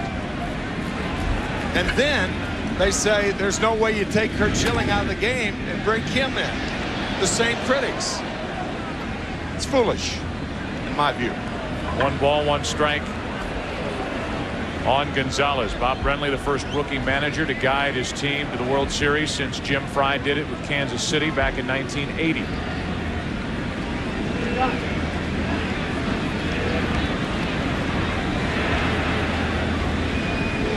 One ball, 1 strike with 1 out, nobody on. Gonzalez reaching for it, a flare to center. Williams broke back, comes in and gets it. 2 away with Durazo coming up. Change up to Luis Gonzalez, and a nice play by Bernie Williams. Curt Schilling, one of 2 stoppers as a starter for Bob Brenly. And then Byung-Hun Kim is their stopper in the bullpen. But because of the results, naturally, open to question. The third was whether you send Kim back out there for the 3rd inning, throwing 61 pitches. Check swing ground ball off the bat of Durazo, and Messina tags him to end the top of the 6th inning.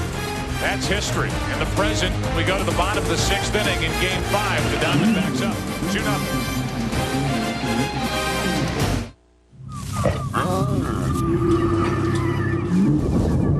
Brought to you by Chevy Trucks, the most dependable, longest-lasting trucks on the road. By Paxil. And by MasterCard. There are some things money can't buy. For everything else, there's MasterCard. Well, as we move to the bottom of the 6th inning with the Diamondbacks up 2-0, Albie Lopez and Troy Brohan, right-hander and a left-hander, getting loose for the Diamondbacks in their bullpen. As the top of the order will bat for the Yankees, Jeter, O'Neill, and Williams against Miguel Batista, who's allowed no runs on 3 hits.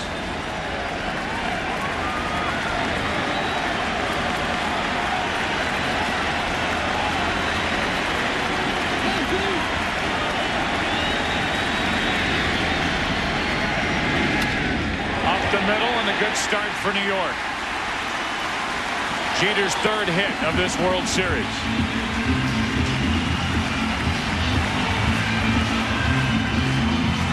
Young-Hun Kim struggles against left-handed hitters, and it was O'Neill who floated a hit to left field in the 9th inning with 1 out, and then with 2 out, another lefty, Tino Martinez, hit the game-tying home run on the first pitch.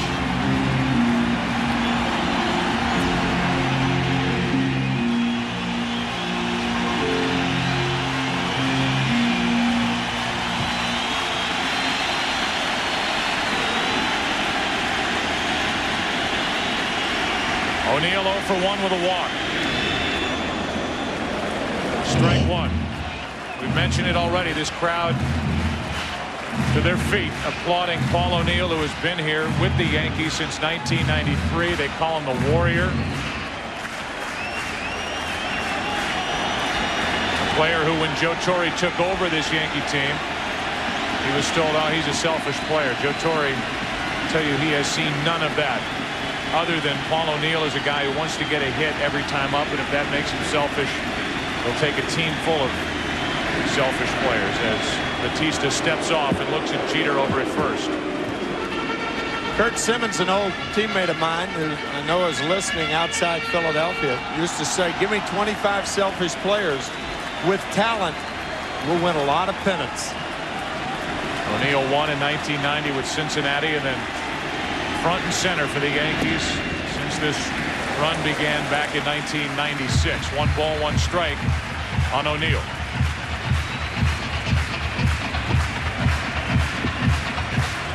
O'Neill did not start in game 1 or game 2. He is 3 for 10 at the plate. He's the tying run at the plate right now. Batista falls behind him 2-1.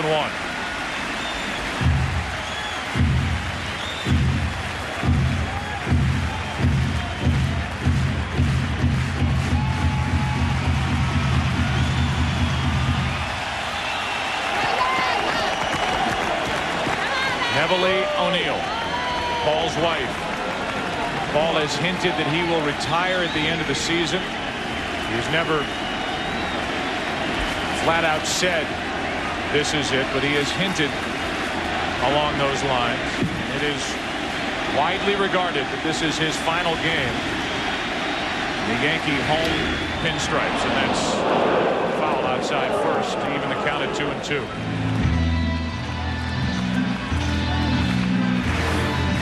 A slider to O'Neill with the count. 2 balls and 1 strike. Jeter hit a slider. I think the surprise of the slider from Batista has gone, and that's why Bob Brenly has Lopez and Brohan warming in the bullpen.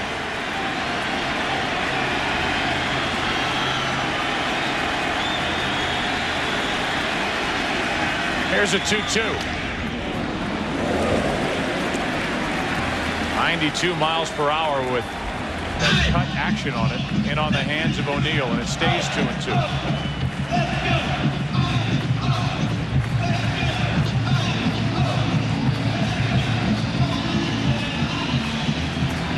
Paul O'Neill, at the age of 38, became the first player in Major League history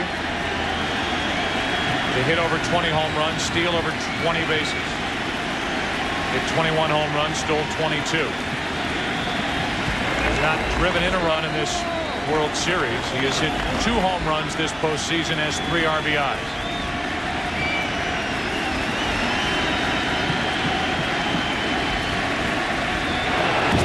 Jeter back easily. We showed that hit of Paul O'Neill last night with 1 out and nobody on in the 9th inning. The ball plopping in front of Luis Gonzalez. And you could see Gonzalez in left field playing a more shallow left field with 2 strikes on Paul tonight.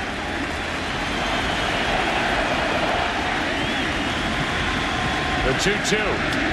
Slow roller to Counsell. Tag for 1 out. Double play. What a play by Craig Counsell, who defensively has been terrific here tonight in Game 5. Proper play by Jeter, trying to knock the ball out of the glove of Counsell. And the gritty Counsell completes the double play. If there were runners on first and third in this situation, the runner going from first to second stops and gets caught in a rundown. There's no sense in stopping if you're the only runner on. So Jeter doing the proper play, and a fine play by Counsell. And now with 2 out, nobody on, Miguel Batista 1 out away from pitching 6 shutout innings here in Game 5. Bernie Williams stands in his way. Williams 0 for 1 with a walk.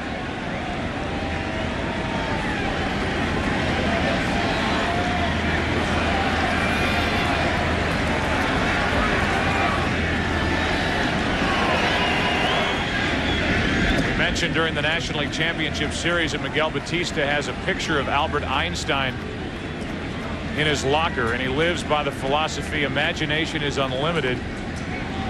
You know what you know, you do what you can do, but imagination is unlimited. A man is as big as he can dream, and who could have dreamed that Miguel Batista would step to the mound after that deflating, devastating loss the Diamondbacks suffered last night, trying to go through 6 shutout innings in Game 5. He's behind in the count 2-0 on Bernie Williams.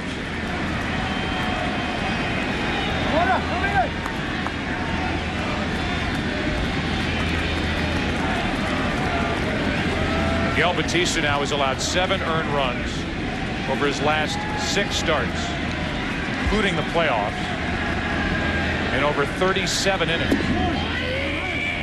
On the outside corner, it's 2-1. Bob Brenly says every time he sees Miguel, Miguel has his eyes on a book.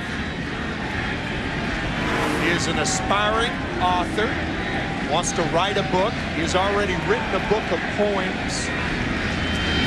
On the inside corner, 2-2. He's writing some chapter so far tonight.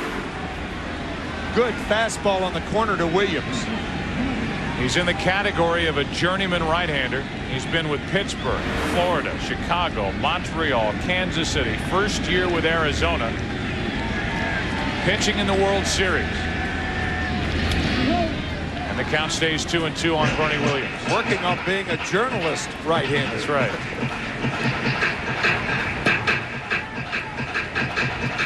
Albie Lopez and Troy Brohan still getting loose out in the Arizona bullpen. The switch hitting Bernie Williams at the plate, and the left-handed hitting Tino Martinez waiting on deck.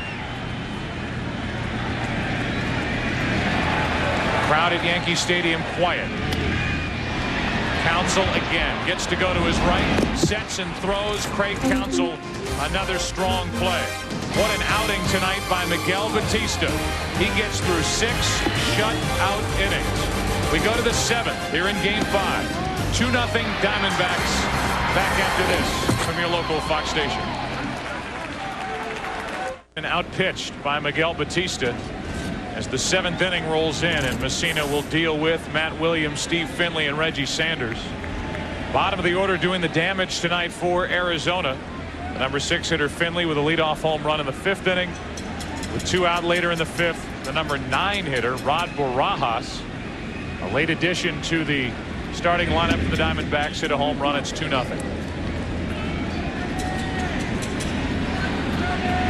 Williams is struck out. He's hit a soft line drive caught by Brocious. 0 for 2 and 3 out of 15 in the series.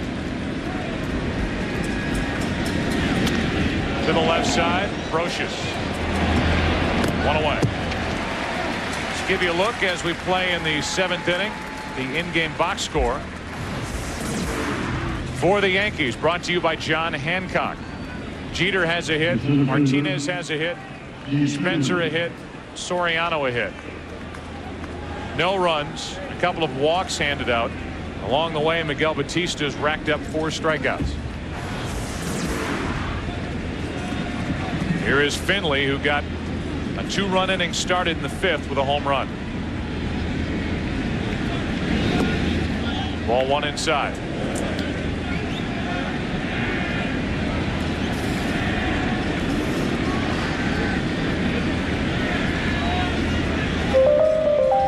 Heard a lot tonight about the knuckle curve that Mike Messina possesses as he misses low, and the count is 2-0 on Finley.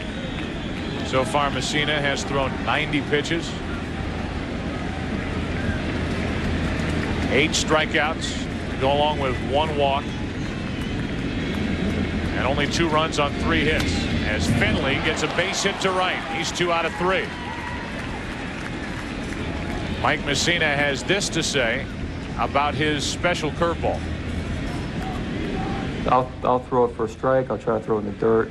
I'll try to bring it back door sometimes. There's different ways I try to use it. Try to change speeds on it once in a while.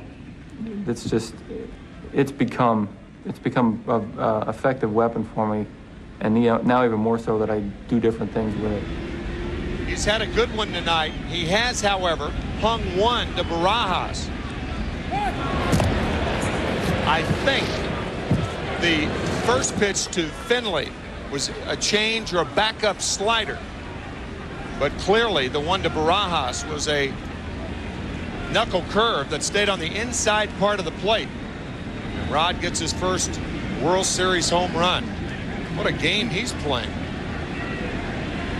Sanders so far has been to the plate twice, struck out twice. As they're keeping an eye on Steve Finley, who stole 11 bases during the regular season. So far for the Diamondbacks tonight, it's been Finley and the battery of Baraja and Batista.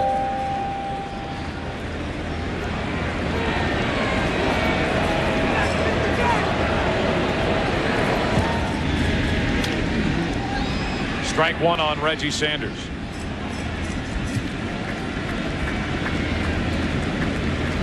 Well, this crowd, which was such a factor in last night's game, the late innings, this place just shaking as the Yankees got 2 in the 9th to tie it, 1 in the 10th on the home run by Jeter to win it. They have been taken out of this game altogether.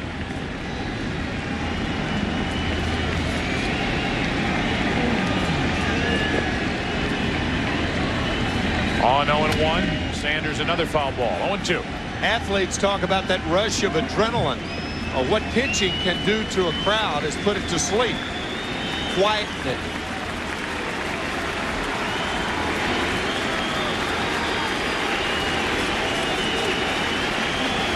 Crowd wanting a Messina strikeout. Miguel Batista, if he goes back for the bottom of the 7th inning, will deal with Tino Martinez, Jorge Posada, and Shane Spencer. 1 on, 1 out in the 0-2 pitch. Still 0-2.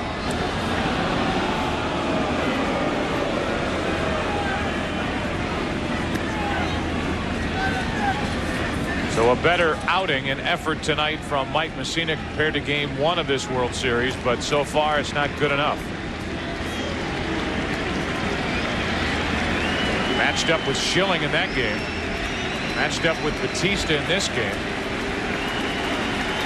Schilling allowed 1 run in that game 1. Batista so far no runs on 4 hits as Finley draws another throw. Perhaps you saw Jorge Posada after he gave the sign looking up at Reggie Sanders before he positioned himself inside. You'll see that a lot. Catchers checking the eyes of hitters. Make sure they're not peeking back there.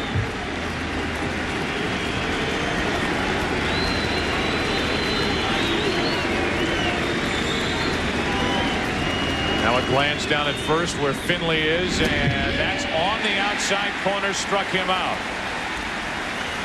Strikeout number 9. The curveballs of Mike Messina. The first 3 did something a lot. But this pitch to Steve Finley, first run of the ball game, upper decker, and this knuckle curve staying inside to Barajas. The only scoring of this game. Both home runs coming in the 5th inning. Now it's Mark Grace at the plate. Grace is 0 for 1 with a walk. Runner at first, Finley, 2 out.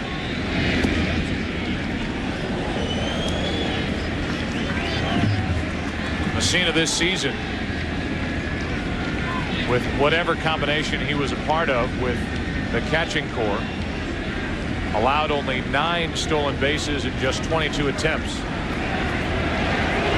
against him. Finley has yet to take off, and he stays put as Grace tried to check his swing, could not.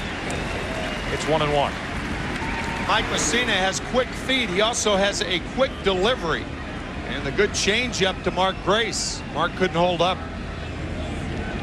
Mark, a front foot hitter, which means he doesn't stay behind a lot of balls. Often his swing is over pitches. That's why he doesn't hit a lot of home runs.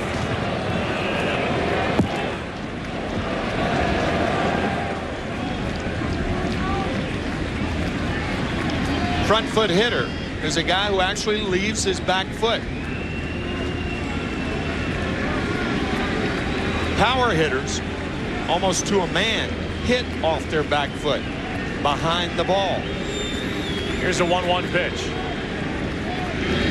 In the dirt, gets away from Posada. Finley down to second. Posada couldn't find it. Eventually got there, and now Finley's in scoring position with 2 out here in the 7th. Posada couldn't corral this, and now Messina falls behind Mark Grace. I know Rod Barajas has a couple of hits, but if I'm Joe Torre, I put him on right here. And that's what they'll do. Grace too dangerous a hitter for a base hit.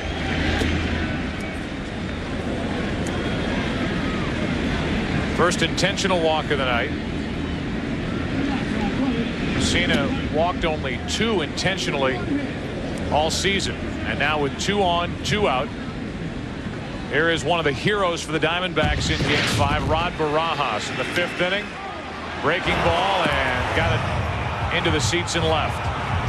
Second home run of the inning. Those are the only runs of the night. 2-0 Arizona. Another chance for Barajas. He's also thrown a man out trying to steal.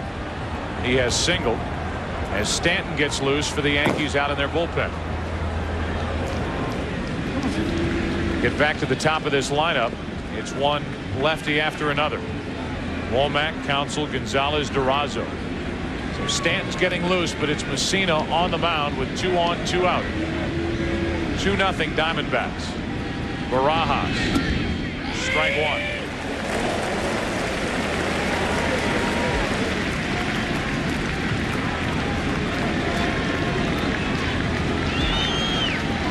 Some hitters use the knob for leverage, the knob at the end of the bat. Barajas actually overlaps the knob. See that pinky on the left hand overlapping the knob. That's off the end of the bat, and the count's 0-2.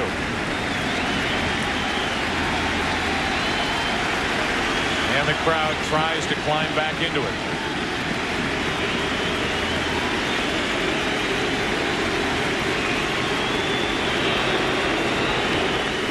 Finley a hit in the inning. Moved down to second on a wild pitch. Then the intentional walk to Grace. 2 out and an 0-2 count on Rod Barajas.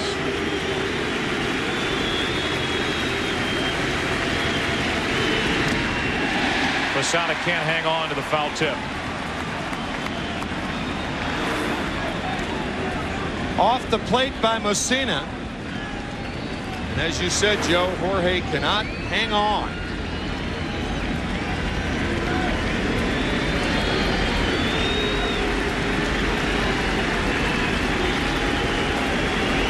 Barajas looking for his 3rd hit of the night.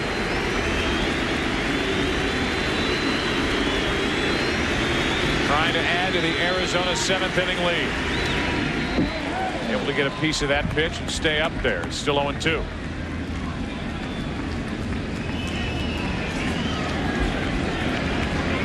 You have to be impressed with Rod Barajas getting only 19 starts during the regular season. 26 years old. Bounced back and forth between the big leagues and AAA the last couple of years. Split time this year. Hit only 160 this season for the Diamondbacks. Has 2 hits already. And he lines one into left field. There's Spencer, and the inning is over. Barajas hit it hard, but Spencer was waiting for it. And after a hit and a walk, the Diamondbacks have now left 4 on the night. Time to stretch here at Yankee Stadium. Tonight's game is being seen live around the world by U.S. servicemen and women, thanks to the American Forces Radio and Television Service. All of America salutes you and appreciates what you do for our country. Now let's go to public address announcer Bob Shepard. Ladies and gentlemen, will you please rise? And please direct your attention now to the microphone behind home plate and welcome Metropolitan Opera star Denise Graves, who will now sing God Bless America.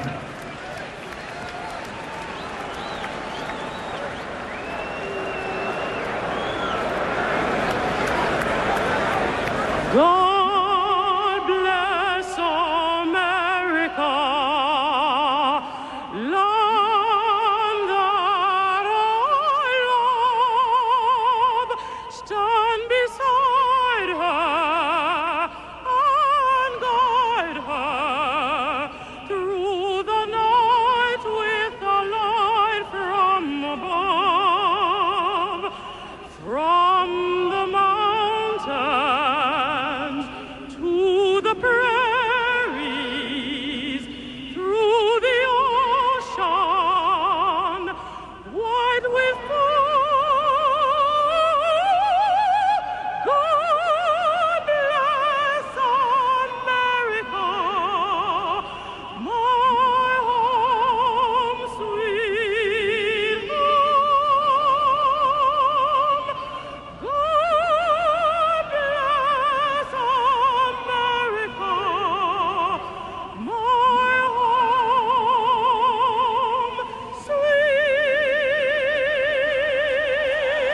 home,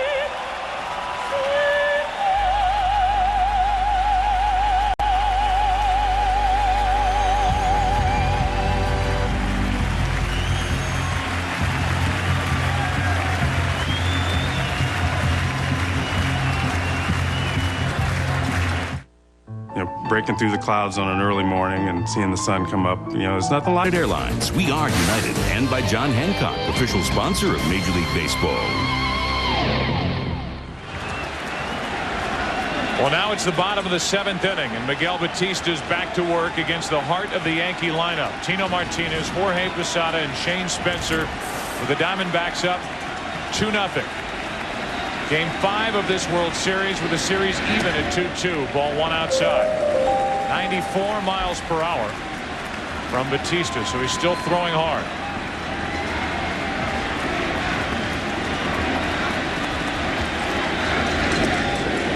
It's 2-0. 84 pitches now for Miguel Batista. This season, when Batista got over 76 pitches, opponents hit .313 against him. Brenly stays with him.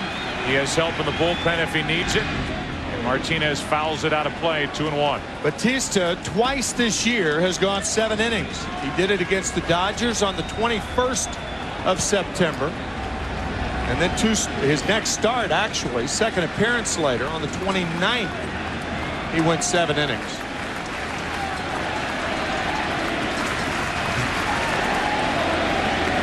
There are the numbers. 85 pitches tonight. The 2-1. Off the end of the bat, 2-2. Think of how the first inning went for Batista. Jeter took the first pitch, lined it to the wall and right. A 4-pitch walk to Paul O'Neill. The next 3 pitches were out of the strike zone to Bernie Williams. And the Yankees turned Williams loose on 3-0, and he popped it up. Then a hit by Tino Martinez that caromed right to Reggie Sanders in right. to eliminate any chance for O'Neill to score from first, and Posada struck out.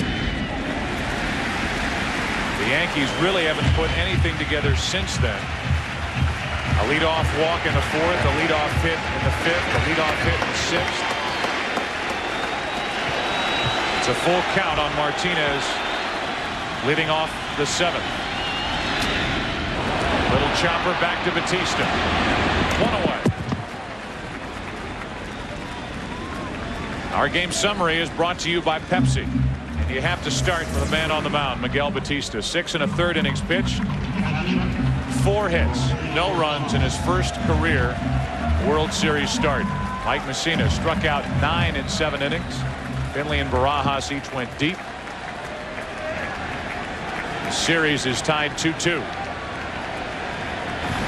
See what happens for the team that wins Game 5.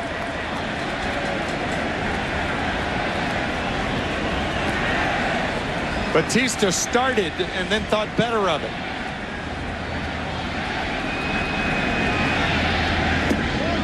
Good pitch down and into Posada, strike 1.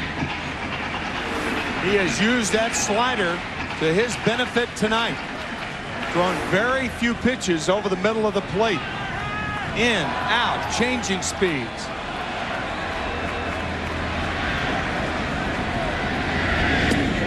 Too far outside, 1 ball, 1 strike. He had a quick look at the 2 remaining starters for Bob Brenly and the Diamondbacks.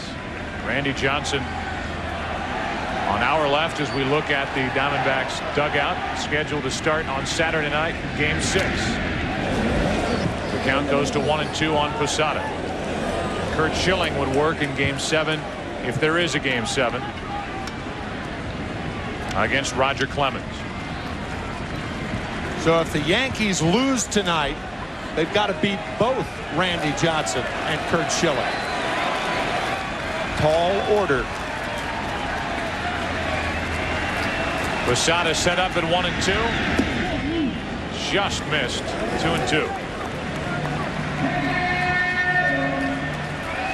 Posada struck out and bounced into a double play. The Diamondbacks have turned 2 double plays tonight.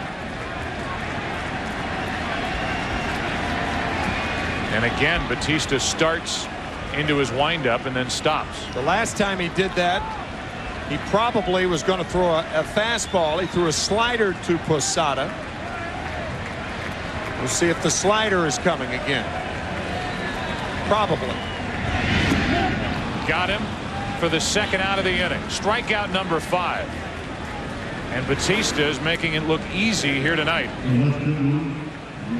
He finishes off Jorge Posada with the slider, and an indication of how well he is pitching tonight, going in and out, slider, fastball for the most part.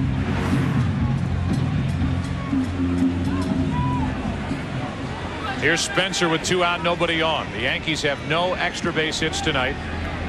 They have 4 singles. That's it. They've been given 2 walks. Batista's thrown a wild pitch.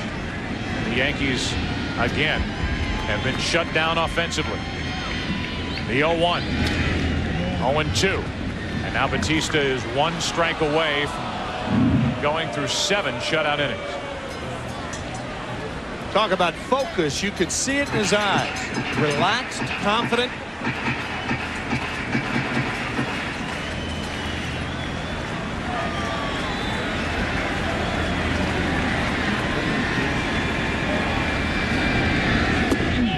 Over but low. We heard from Mark Grace that Batista, in a start earlier in the year, told his manager, don't worry, sit back and enjoy the show. Well, the show tonight is Game 5 of the World Series, and he has allowed no runs on 4 hits through 6 2/3 innings. Now it's 2-2.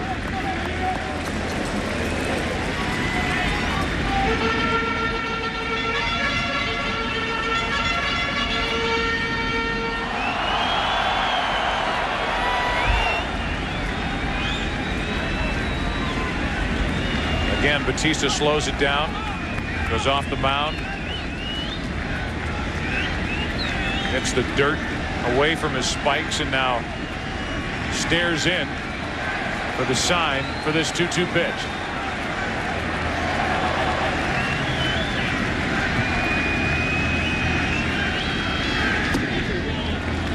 Full count. On deck is the struggling David Justice. 3-2 pitch. A 2-out walk. That'll bring the tying run to the plate here in the 7th inning. Interesting situation for Bob Brenly right here. Brohan was put on the roster, the World Series roster, exclusively for left-handed batters. But I think Brenly wants to pitch to the struggling Justice instead of bringing in Brohan to pitch to Chuck Knobloch. I think he'll take his chances with this matchup. On top of that, you get into the same situation that the Diamondbacks were in last night when they brought Kim in. Brohan was not even eligible for the first 2 rounds of the playoffs and has not appeared in this World Series. So he will stand and watch in the bullpen as Miguel Batista will face David Justice, who's 0 for 2 with a ground out and a strikeout. Ball 1. 100 pitches on the night for Miguel Batista.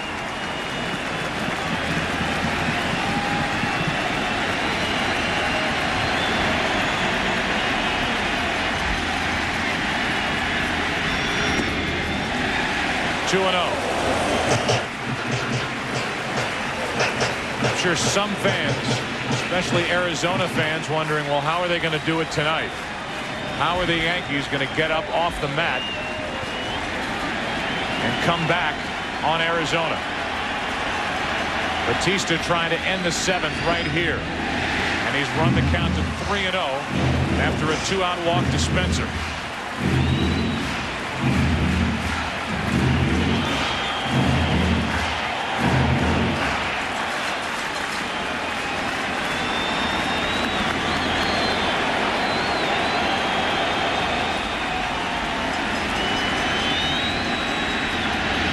Swinging on 3-0, and he went after a breaking ball that ended up in the dirt. 3-1. An idea of how David Justice is struggling in this World Series. He missed that ball by 2 feet.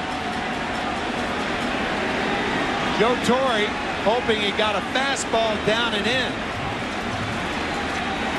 How about Batista? A breaking ball. Yeah. 3-0. Tying run at the plate, and he throws him a breaking ball. Yep. Now the 3-1. Now it's a full count. So he swings at ball 4, and then Batista threw a nasty fastball away. So if you're Batista, you almost have to come back with what you threw 3-0, which was a slider. Justice looks horrible at the plate. 9 strikeouts in 11 at-bats. It was 3-0. He went after ball 4. Now it's 3-2, and the runner at first, Spencer, will take off. 2 on with 2 out as Justice draws the walk.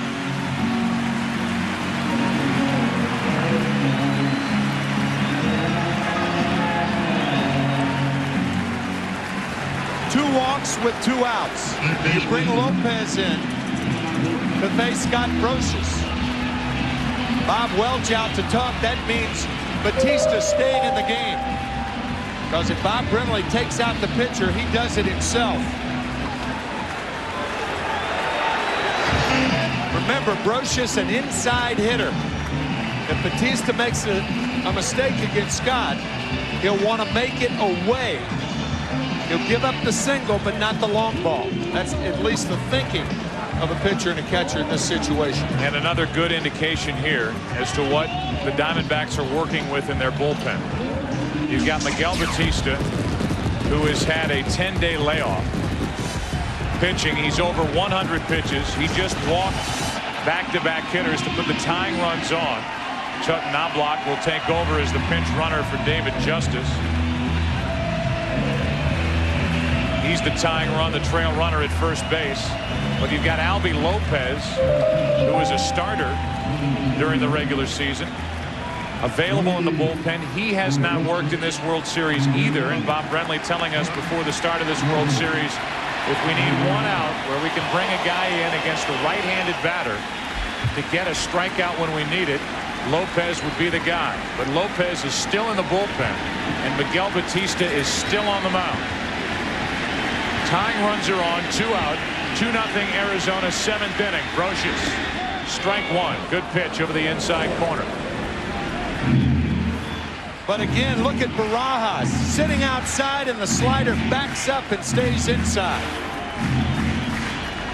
Martinez grounded back to the pitcher. Posada struck out. A walk to Spencer, a walk to Justice. Now it's Brocious. 1 ball, 1 strike as Bob Brenly tries to avoid his middle relief tonight. And Batista tries to avoid the inside part of the plate to Brocious. Tying runs are on.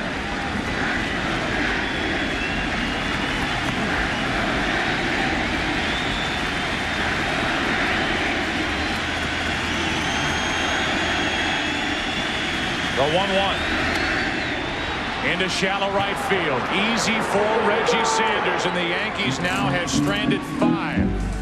Miguel Batista gets through the 7th. We go to the 8th. Still 2-0 Diamondbacks.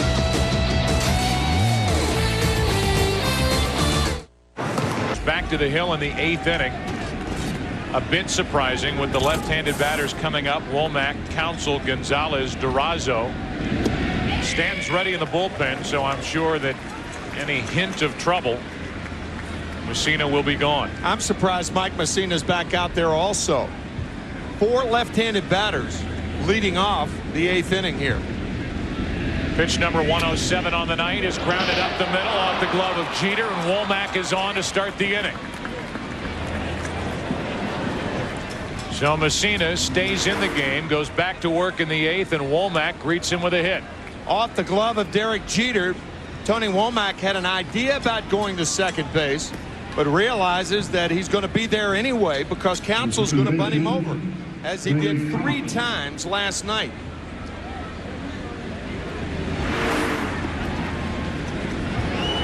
Still Stanton is in the bullpen. You can see him looking out from the bullpen. Joined by Mendoza. No surprise with those two getting ready here in the 8th inning. And now Counsell.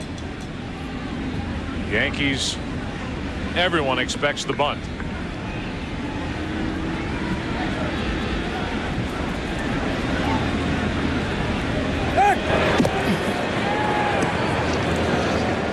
Bob Brenly said he thought about hitting and running last night the 2nd time before Counsell laid down a bunt. He might do it here, thinking that it might be the last time a left-handed batter faces a right-hander with Stanton warming. Counsell has dropped down 6 bunts. They do hit and run. Throw down to second, and Womack is safe. It goes into center, and Womack will pop up and go to third. So they stay with Messina. They leave Stanton in the bullpen. A base hit by Womack up the middle. Womack on a hit and run ends up at third base as Counsell came up empty on the swing. Bob Brenly with the hammer. A 2-run lead in the 8th inning.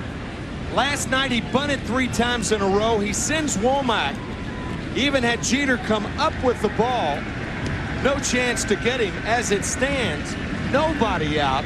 And now Counsell able to hit away. It looked like Derek Jeter hooked the waist of Tony Womack. He missed the ball, and that glove went right around the waist. 1 ball, 1 strike. That's one way to stop him. Craig Counsell at the plate. Gonzalez on deck, and still Stanton is in the bullpen. I'm surprised. Normally in situations like this, Joe Torre makes a move for the left-hander. The 1-1. 1 ball, 2 strikes. Counsell has struck out twice. He's 0 for 3. Here's Tony Womack. Watch the glove hand of Jeter. He misses the ball, and then a little caress. 2 minutes for hooking. Penalty box stuff. 1 ball, 2 strikes on Counsell.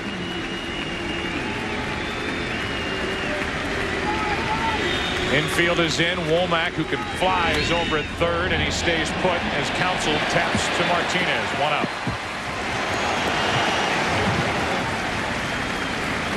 Now it's Gonzalez with a runner at third, 1 out.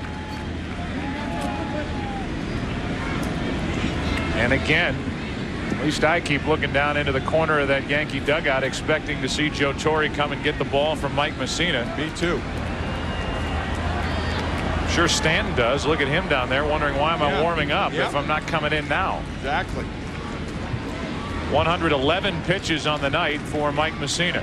Luis Gonzalez homered in game 1. He had a hard line drive, his first at bat tonight. Ball 1. Talked about Bob Brenly not being afraid. The manager of the Diamondbacks, instead of playing it safe with a bunt, he puts the hit and run on, and he ends up with Womack over at third. Now 1 out in the inning after Counsell grounded out. And the count goes to 2-0 on Gonzalez. Rubio Durazo on deck. And it was Durazo last night who doubled off Stanton to give the Diamondbacks the short-lived lead in the 8th inning. You know Stanton's ready. Runner at third, 1 out. And Messina runs into 3-0. Outward appearances, Messina pitching around Luis Gonzalez. I'm sure Brenly will allow Gonzalez to hit here. With Durazo on deck. Runner at third, 1 out, 3 balls, no strikes. There's a strike, 3-1.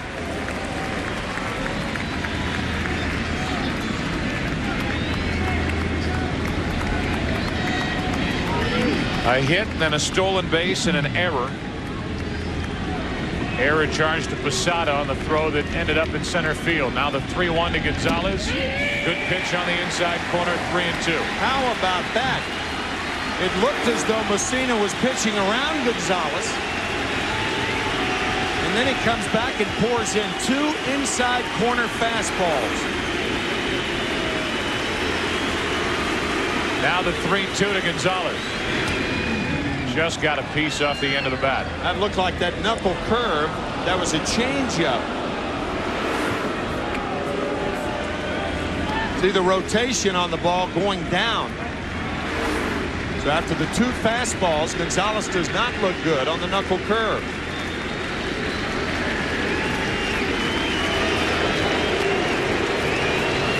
Womack at third with 1 out.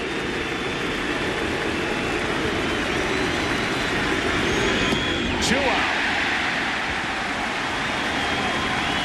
From 3-0 to 3-2, and then the strikeout. They stick with Messina. Now Mel Stottlemyre will come out and talk with Durazo coming up, and Matt Williams, the right-handed batter, on deck. I think Messina will opt to walk Durazo. What a job of pitching by Mike Messina. The wild throw by Posada into center field. Womack goes to third. The infield in. Now he's retired Counsell on the ground ball to first, striking out Gonzalez. You've seen Joe Torre manage a lot more games than I have. This would be in the category of atypical. Absolutely. Not going to Stanton, and he's sitting next to a guy, Don Zimmer, who was known when he was a manager as a guy who would just play a hunch. He'd take a risk. He didn't play it by the book. Joe Torre did not go to Stanton with 4 left-handed batters to start this inning. A base hit started it. Then he thought surely Stanton's coming in. Then the hit and run, stolen base, and error. Runner at third with nobody out. A ground out to first. Gonzalez struck out. Now an intentional pass is being handed to Durazo, and it's going to be up to Matt Williams. First and third, 2 out.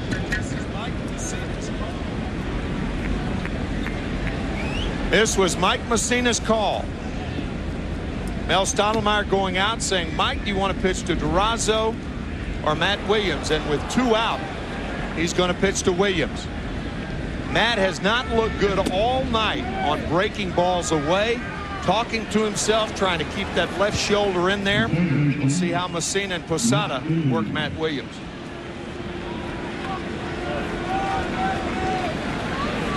Williams, who from time to time will rub that front shoulder, that left shoulder, against his mouth as he sets up to try to keep that front shoulder in. Right, it's a reminder to do that right there. Bats with runners at the corners and 2 out. What a lift this would be for New York if Messina could get out of this. Strike 1 on Williams. He missed his pitch right there. That's the best pitch Williams had to hit all night. Posada setting up inside, and the pitch right down the middle of the plate.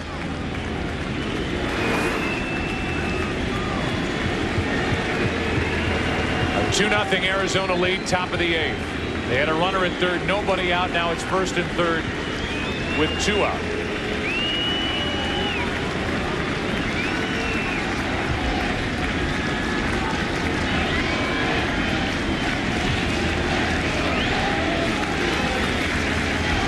.123 pitches on the night for Messina.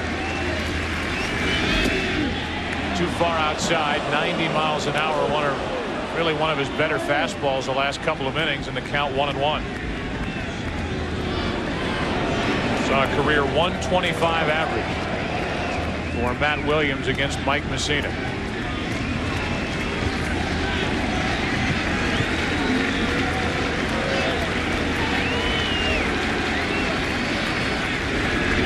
Popped up. Soriano, and the inning is over. What a job by Mike Messina. A season high 125 pitch night. He gets a pop-up to end the top of the 8th. The Diamondbacks miss a scoring chance, and they still lead by 2.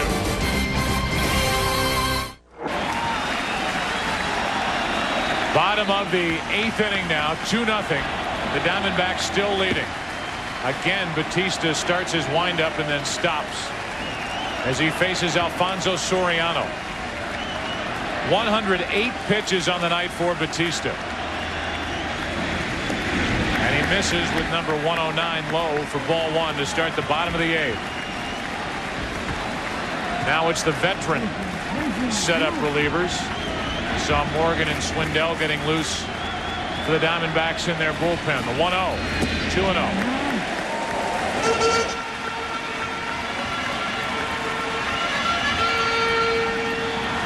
Part of Brenly's bullpen that he would like to avoid.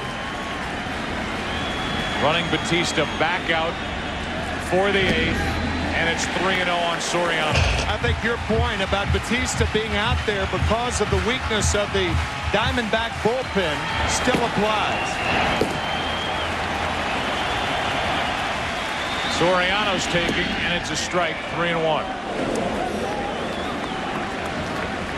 Jeter and then O'Neill will follow here in the 8th inning. What a job by Messina to keep it a 2-run game. 3-2. I like that from this young hitter. Soriano realizing the Yankees 2 runs down, nobody on, trying to get on base.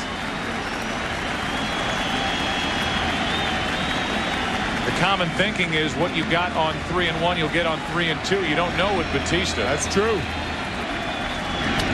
Fastball is grounded over the pitcher's head. Counsell, another very good play from Craig Counsell. 1 away. He has moved all over the place from that second base position. He really has. When Batista couldn't get to the ball, the oncoming Counsell throws out his counterpart.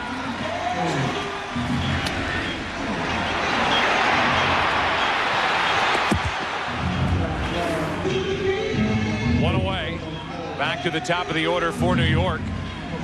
The Yankees have 4 singles tonight against Miguel Batista, who was 11-8 during the regular season, 1-1 in the postseason. Really has made 2 very good postseason starts this year for Arizona. Game 3 of the division series in St. Louis, he won. Game 2 of the National League Championship Series, he pitched well, but the Diamondbacks lost that game. Strike 1 on Derek Jeter. He is saving his longest outing of the year for the World Series. Man. Twice went 7 innings. He's gone 7 1/3. He's still throwing hard enough. Jeter, who's 1 out of 3 tonight, is 3 out of 19 in this series and unable to catch up to this pitch. Bob Brinley telling us that Curt Schilling increases in velocity the later innings. So is Batista. The 0-2 to Jeter. 1 ball, 2 strikes.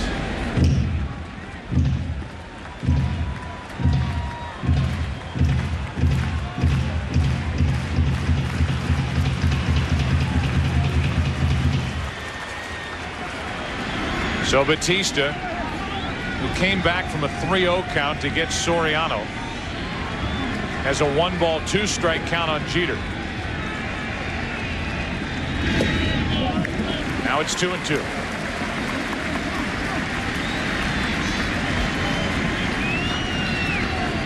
The left-handed hitting Paul O'Neill waits on deck. Depending on what Jeter does, this could be the last hitter of the night for Miguel Batista.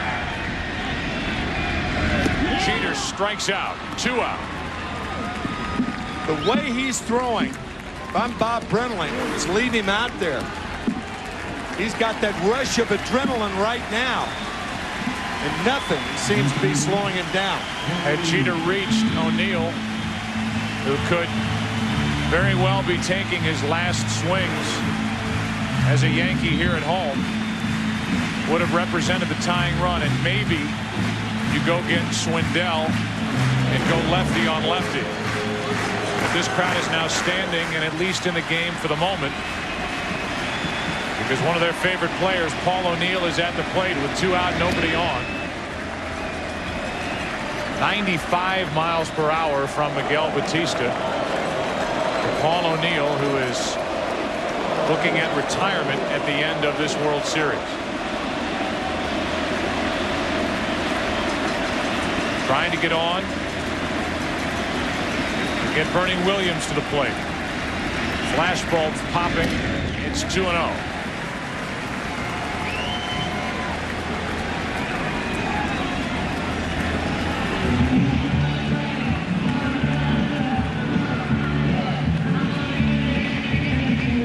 Talk about Curt Schilling, Randy Johnson being the best closer available to Bob Brenly the games they start. Well, at the very least, Miguel Batista is trying to be his own setup guy. A guy with 2 complete games in his career and only 1 complete game shutout. He's allowed 4 hits. He struck out 4. His 2-0 pitch. 2 balls and a strike. Paul O'Neill looking back at the home plate umpire, surprised that was called a strike. Well, Jim Joyce called it oddly, almost as an afterthought, and that's what O'Neill's complaining about. Biting his lip. Now the 2-1 pitch. 3 balls and a strike. And again, with at least a switch hitter on deck now, but a guy who is more powerful batting left-handed, Bernie Williams, depending on what O'Neill does. This could be the last hitter for Miguel Batista. 123 pitches on the night.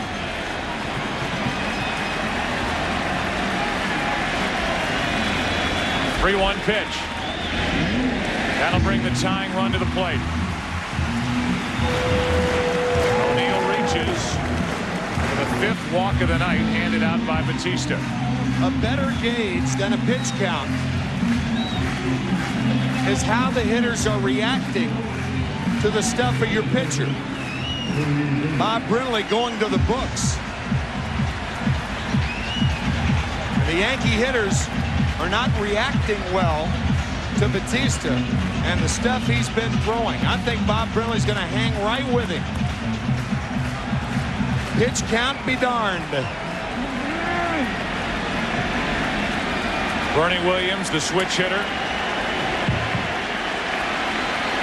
The tying run at the plate. Strike one. Williams on the year hit 26 home runs. 21 of the 26 came from the left side. And Bernie Williams, more than any other Yankee hitter, can hit the outside fastball to center field or to left field. Power to all fields. Jammed, and he pops it into shallow left center. Out is Womack. Can't make the catch.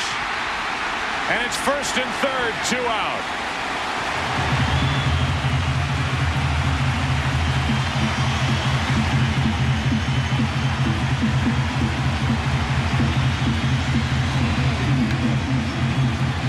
You can see that coming. Yep. Well, the outfielders have to respect the power of Bernie Williams and playing deeply. Tony Womack trying to make an impossible play. Ball off his glove.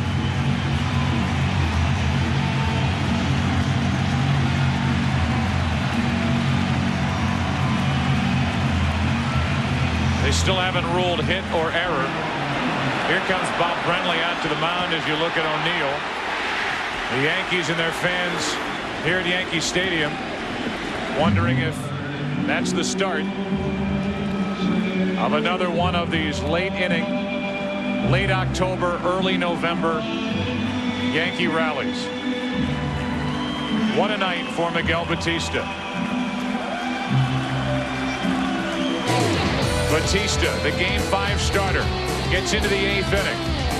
Picks up 2 outs in the 8th inning. Leaves with 2 on and a 2-run lead.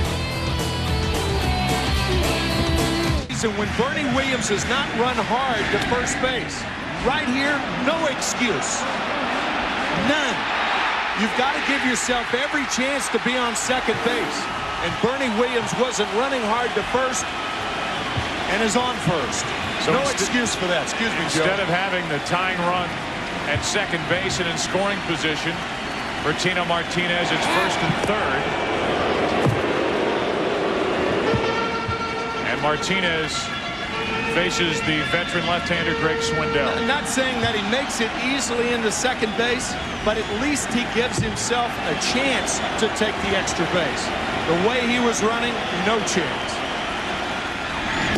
Strike one to Tino Martinez from Greg Swindell. I mean, after all, this is the World Series.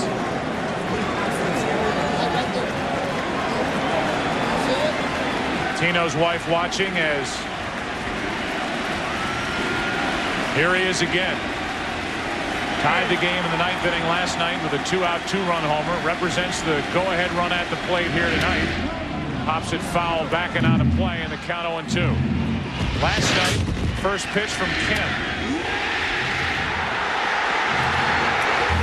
Over the wall in right center to tie the game. 3-3. The Yankees won it in 10 on a home run by Jeter, 4-3.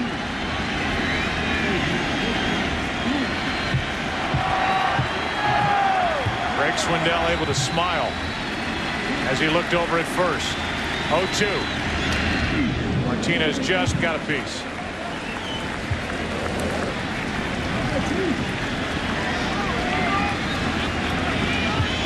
Greg Swindell has worked well in this World Series. He's made 2 appearances. What a night for Miguel Batista. Leaves with a 2-0 lead. But 2 on, 2 out, and the 0-2 to Tino Martinez. Popped into left field. Gonzalez coming to get it. Inning over. Greg Swindell comes in and retires last night's hero on a fly ball to left. 2 left in the inning, 7 on the night. 9th inning now. Game 5. Still 2-0 Arizona. Ramiro Mendoza takes over for Mike Mussina, who went 8 innings, allowed 2 runs, 5 hits, walked 3, 2 of them intentionally, and struck out 10. With the exception of Mariano Rivera, Ramiro Mendoza is unfazed whether a hitter is left-handed or right-handed. One of the best natural sinkers in the game. Steve Finley's had a nice night, a home run. He's also singled 2 out of 3. Each side has 5 hits, and the Diamondbacks lead at 2-0 in the 9th inning of Game 5, with this series even at 2-2. Randy Johnson will pitch in Game 6 on Saturday night against Andy Pettitte.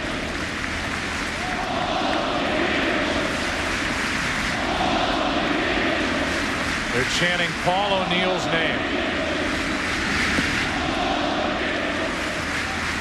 These terrific fans here in New York.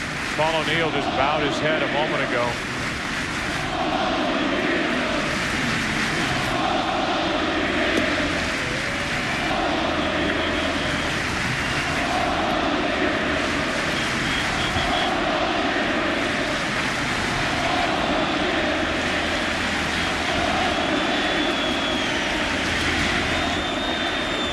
O'Neill will give that a look, as will Tino Martinez. Foul territory, and out of play.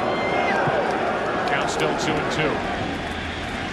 You can tell Paul O'Neill was touched. Oh boy, by that. And I know you, as a longtime major league player, you get touched hearing something like that. Certainly do.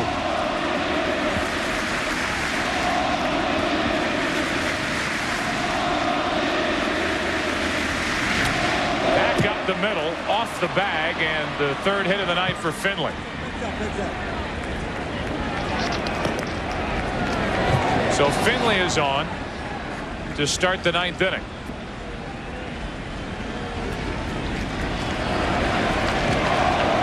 Steve Finley with his 3rd hit of the night. Half of the Diamondback total. Point.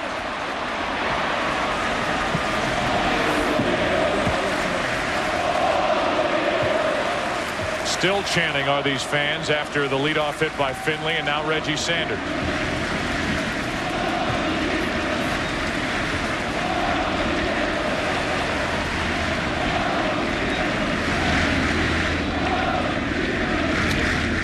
To the left side, Brocious to Soriano. Can't turn the double play. 5-4 on the force out at second. Ball was not hit hard. Brocious quickly to Soriano, but because the ball wasn't hit hard, Finley down on top of Soriano. You can see Steve doing his job. A lot of second basemen use that second base bag for protection. Watch how Soriano steps on the back foot to make the throw to first base, but in the process that takes time, allowing Sanders to beat the play. So 1 on, 1 out for Mark Grace. Over but low, ball 1. You're just joining us. These fans are chanting Paul O'Neill's name because he has hinted that this will be his final year in the big league. Been in New York since 1993. Grace takes a strike. It's 1-1. And when you talk about these fans, before we get into the bottom of the 9th inning, how about a word about the way the fans have acted in this postseason and the job done by Mayor Giuliani and the law enforcement officials who have made this place not only safe but very comfortable. You walk into Yankee Stadium, even with this heightened sense of alert, and you feel comfortable and safe in this ballpark. They have done a wonderful job. Really have.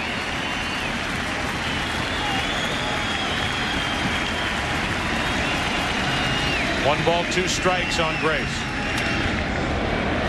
Soriano, Jeter, Martinez.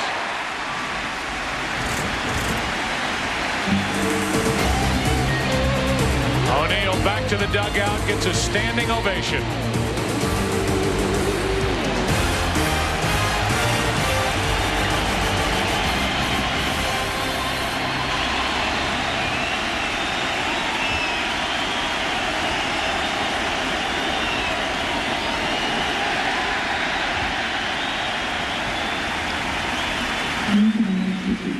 New pitcher Cam Kim, new left fielder, Danny Batista. Okay, I got you, sir. How you doing? Good, how's your hand?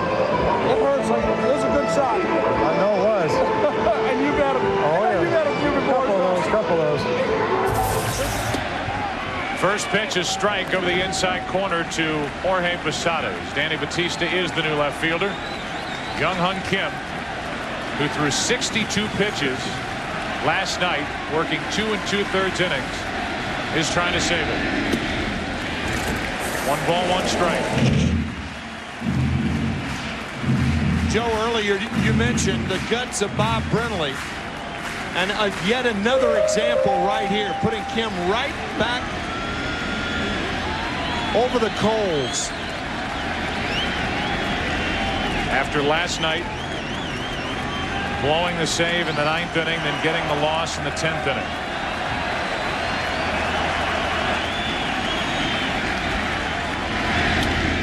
Slicing down the left field line, and a good start to the 9th inning for the Yankees.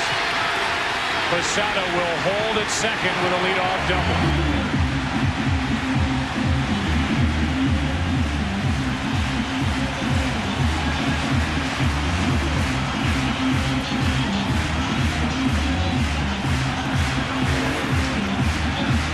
Sinker away, Posada goes away. Yankees trying to work their magic one more time.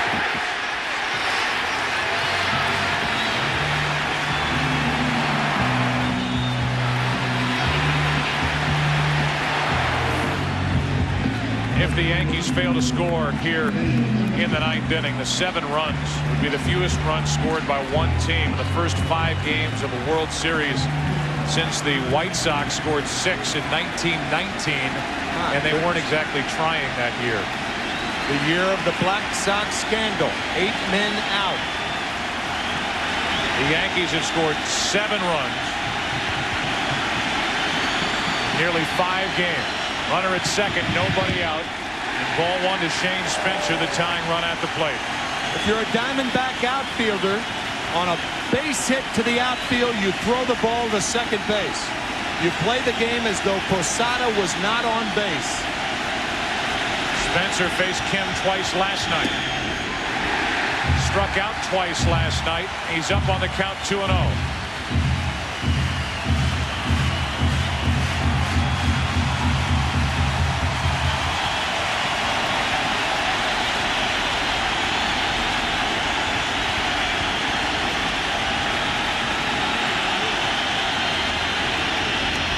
That'll get out of play.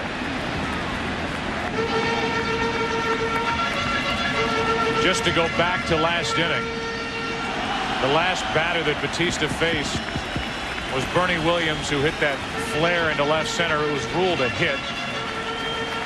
Then Greg Swindell came on with the tying runs on and got Tina Martinez to fly to left. Now a leadoff double by Posada. A 2-1 pitch to Spencer. 3 balls, 1 strike.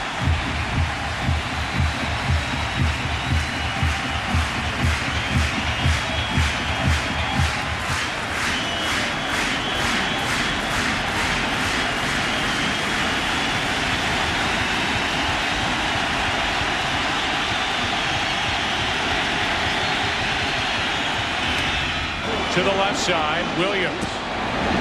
1 out.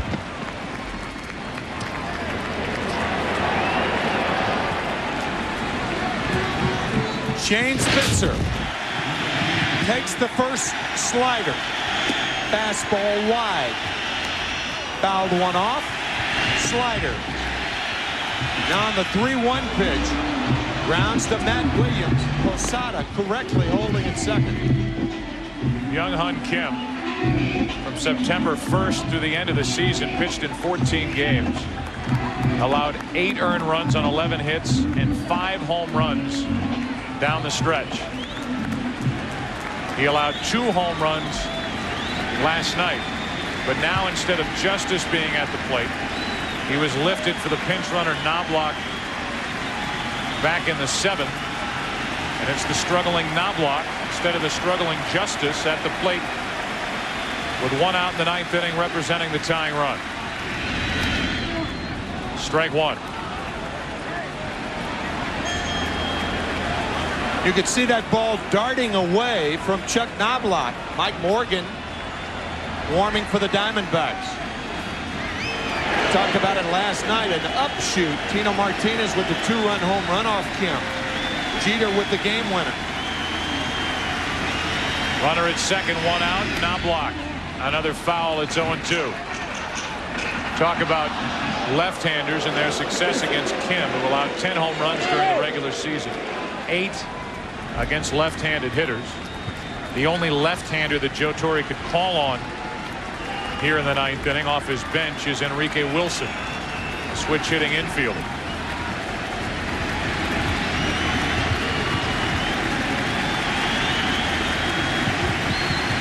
Runner at second, one out, no balls, 2 strikes on Knobloch. 1-2.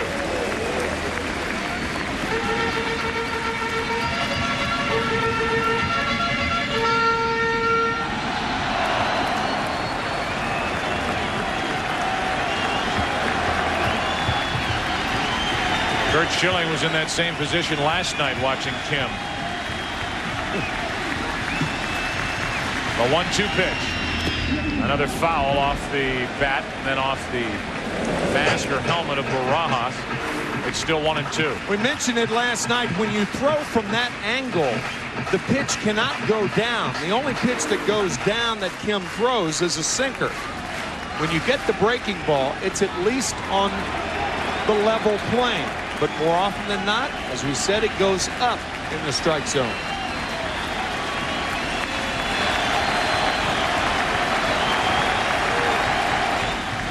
One ball, 2 strikes, and Knobloch gets time.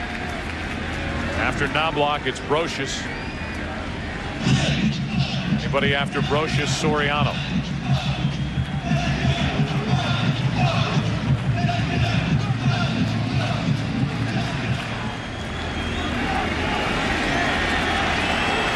You have to go 3 more batters before the Yankees will send a left-hander to the plate, Paul O'Neill. 1 out here in the 9th inning with a runner at second. 2-0 Arizona. Got him. 2 gone. After a bevy of breaking balls, he freezes Knobloch with a fastball inside, and it wasn't meant to be inside. You could see Barajas sitting outside, and the Diamondbacks get the call.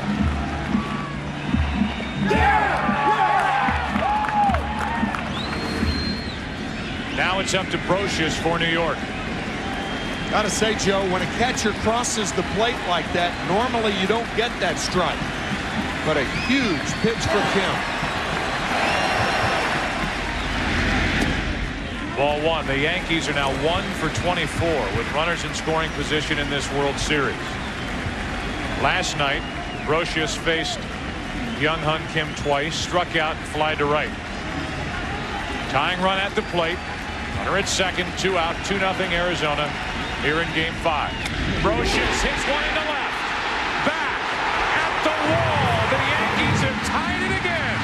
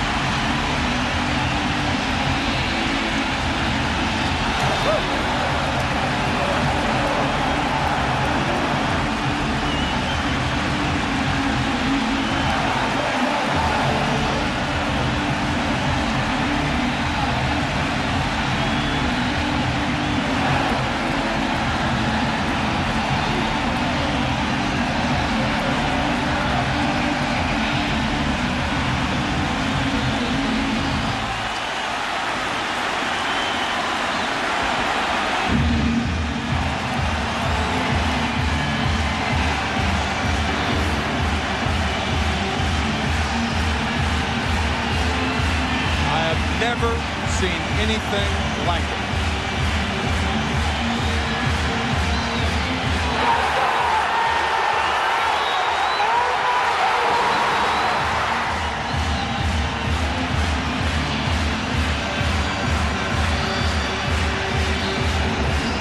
It borders on the surreal here in the Bronx.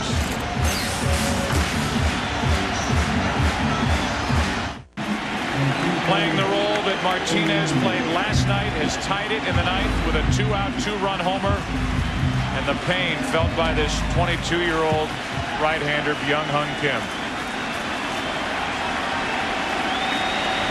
Visited by his catcher, his first baseman. Now Morgan brushes back Soriano with ball one. Predictable moves by the Yankee crowd. But in no way would Mike Morgan want to hit Soriano and put him on. That ball just got away. How fast did the cheers turn into boos? Man. The numbers for Morgan in the postseason. The Yankees are now into the part of the bullpen they've been waiting for as Bautista goes to get it. Soriano broke his bat. And we go to the 10th inning for the second night in a row. The Diamondbacks, as they were last night, 1 out away until this. He knew it. These fans knew it. And here we go to overtime.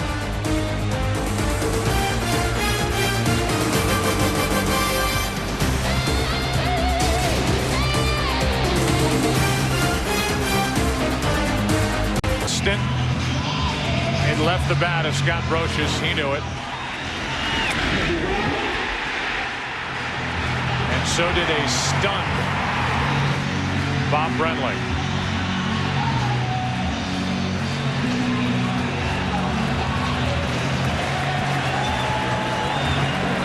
Out of freeze frame, in shock.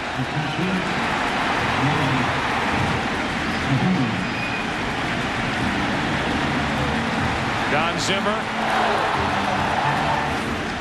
How much has he seen in his lifetime with this game of baseball? As Rivera comes in the game and misses inside with ball one. So Mariano Rivera worked 2 innings in game 3. 1 inning last night. Available for 1 inning tonight.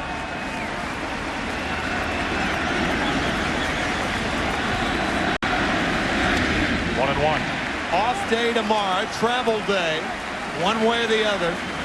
And I wonder if Joe Torre will change his mind if Rivera has an easy 10th inning and the Yankees fail to score in the bottom of the 10th.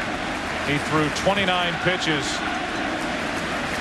in game 3, 13 in game 4. That's a reference to a remark made by Curt Schilling prior to the start of this World Series. During a press conference,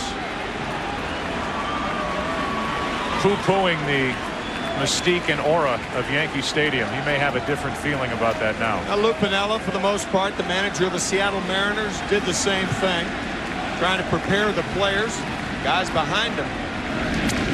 Shattered bat. Another one for the woodpile. And Soriano takes care of Rod Barajas. 1 away in the top of the 10th. Lou Piniella, in Pinella's case, trying to get his players to forget about whatever mystique and aura there is about Yankee Stadium.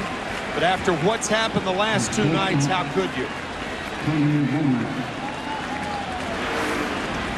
Just after the clock struck midnight last night, Derek Jeter struck for a game-winning 10th inning home run about 12:04 a.m. Happened about 10 to midnight tonight. At least the tying home run off the bat of Scott Brocious. By the way, Jeter will lead off at the bottom of this 10th. 1 out, nobody on. 1 ball, no strikes on Womack. Soriano. 2 out. There is nobody who respects Derek Jeter more than Joe Torre. Not only for what he has done for Joe Torre and the Yankees since being the Rookie of the Year in 1996, but last night at 10:30, Derek Jeter sat next to Torre and he said, "You're going to leave tonight a little after 12. First he told him at 10:30, well, you got an hour and a half left on your contract. Right. And then told him at 5 to 12, you're about out of time. And just after 12, won the game with a home run to right. Because the postseason was pushed back 1 week. Joe Torre's contract is expired. Then Jeter turned to Don Zimmer and said, you're going to come back tomorrow, aren't you? All done kiddingly. Joe Torre telling us that to remind us how aware and how cool Jeter is even during a World Series game. It's coming up on midnight. Our 2-2 score, top of the 10th, 2 out, nobody on. 1 ball, 2 strikes on Counsell.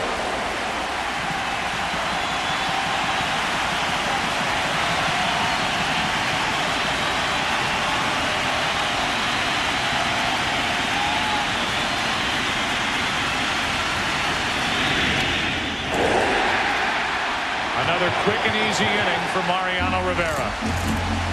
Derek Jeter almost fighting back a smile as he comes off the field, getting ready to lead it off. That's what he did last night to win Game 4. He's first up in the bottom of the 10th in Game 5. 2-2 the score. Back after this from your local Fox station. There are those chimes again just after midnight, early November 2nd. Here in New York, we came on the air talking about how the Yankees became only the 3rd team in World Series history to come back and win a game when they trailed by 2 runs or more going into the bottom of the 9th inning. The last time it happened, 1929. They're trying to do it back-to-back games. And Derek Jeter, who's been fighting back a smile since he started to leave the field in the top of the 10th. And by the way, Rivera only threw 10 pitches in the top of the 10th, and the bullpen for the Yankees is quiet. Jeter will lead it off with Paul O'Neill and then Bernie Williams. So O'Neill may get another home at bat, and will unless Jeter ends it right here, facing Mike Morgan and taking ball 1.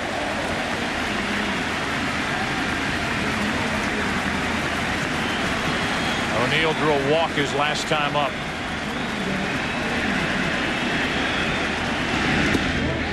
1 ball, 1 strike from Mike Morgan, the 42-year-old right-hander.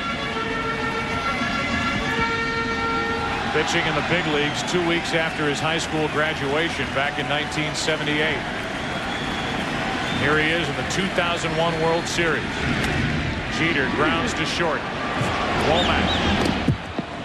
Leadoff man is gone, and Paul O'Neill does get another home at bat.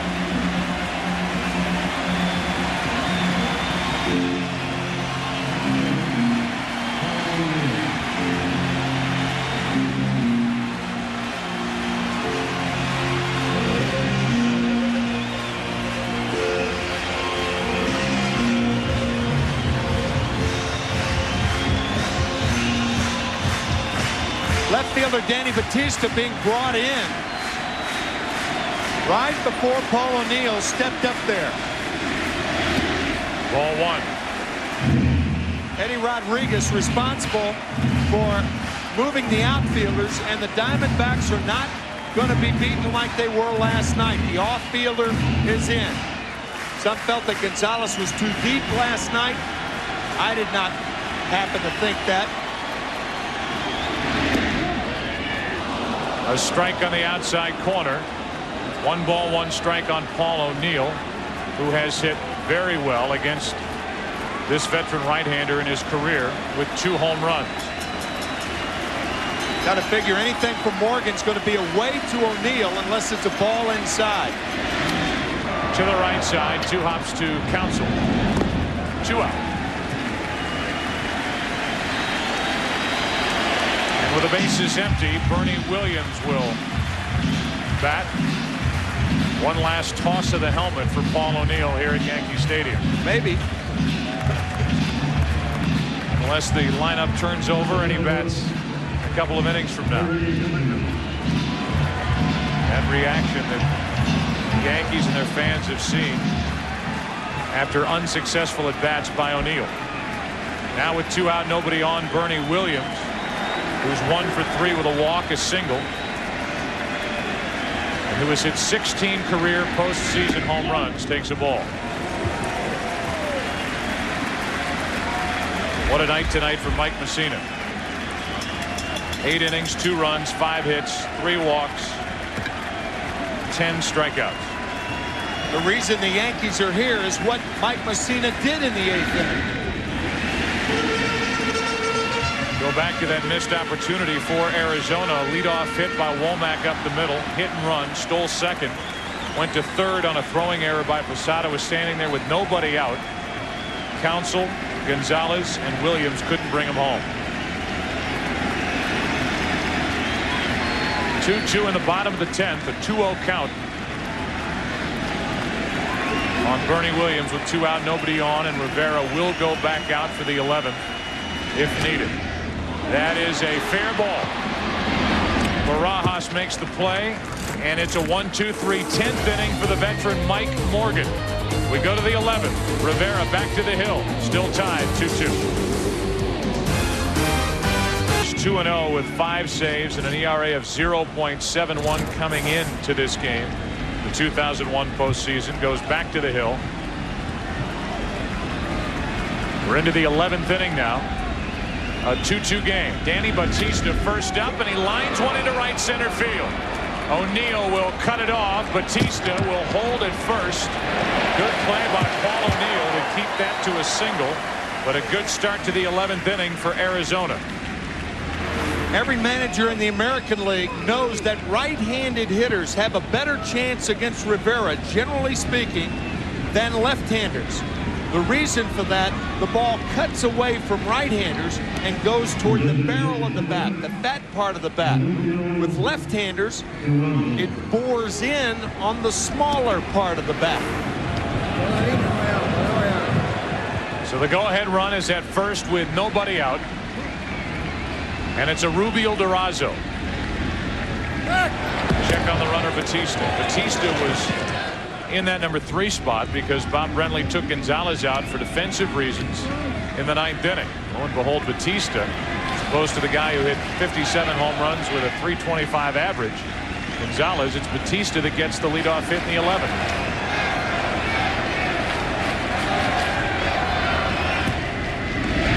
Durazo breaks his bat. That might drop into center. It does. First 2 are on for Arizona here in the 11th inning.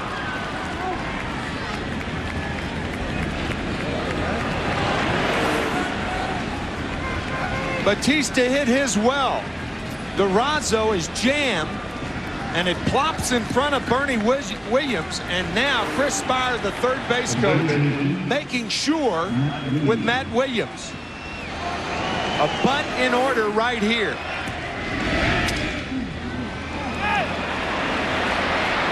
If I'm the Yankees, I look for a rare bunt out of Matt Williams. We'll see. Runners on at first and second with nobody out.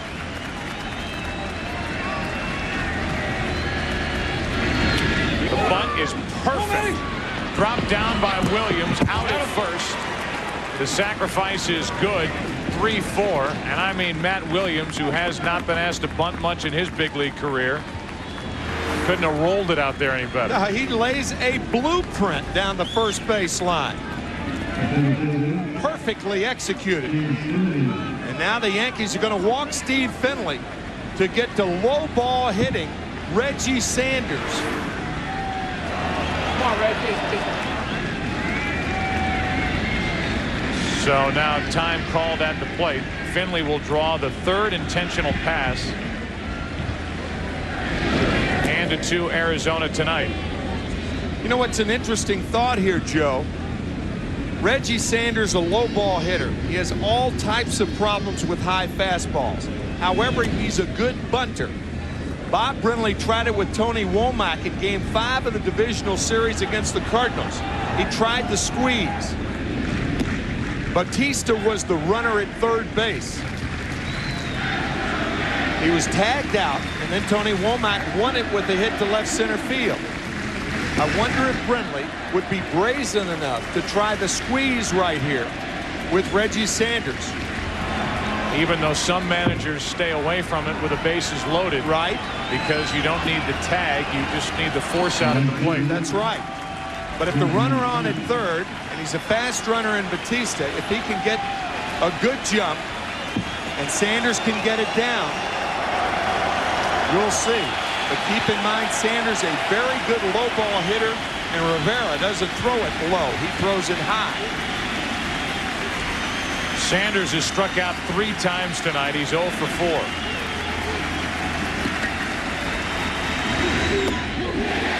.94 miles per hour for strike 1.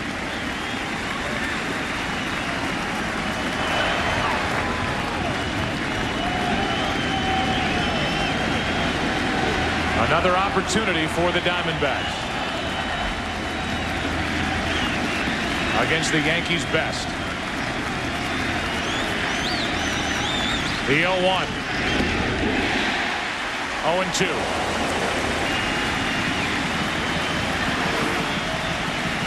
Rivera elevating. While in the postseason, Rivera has been automatic during the regular season this year. Rivera blew 7 save opportunities and had an overall record of 4-6. 2 hits, a bunt, an intentional walk, and time called prior to the 0-2 pitch to Reggie Sanders. Bautista, Durazo, and Finley the runners. Line drive, caught, diving catch, Soriano, 2 out.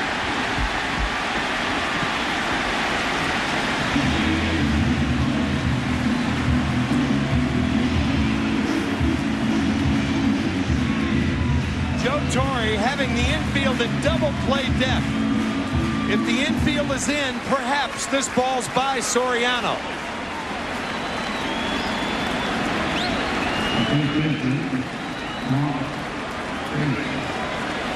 Every ounce of leather it took for Soriano to make that catch. Made the big defensive play from the second base position back in game 3. Now it's Grace, strike 1. And you go back to the left-hander being up against Mariano Rivera. Grace needing the hit.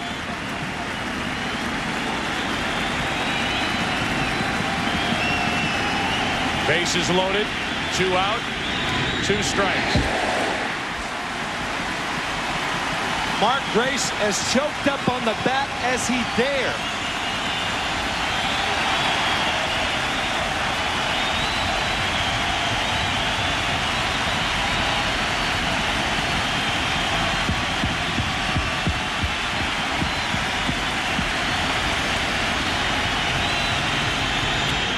Left side, Brocious, inning over.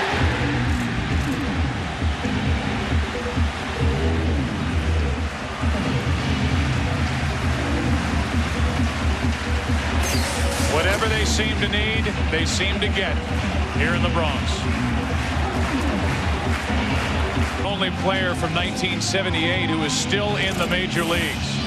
He joined the Oakland A's 1 week after graduating from Valley High School in Las Vegas. Saw his manager Jack McKeon in that picture with him. He pitched for the Yankees in 1982.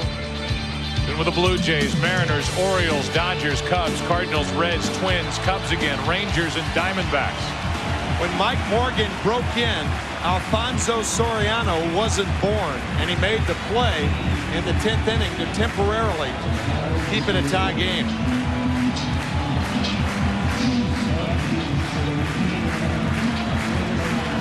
Now it's Tino Martinez leading it off. Martinez 1 for 4 tonight. Sterling Hitchcock getting loose for the Yankees. So if the Diamondbacks can get through this bottom of the 11th, it would seem that Rivera is finished. And Hitchcock is the one getting loose.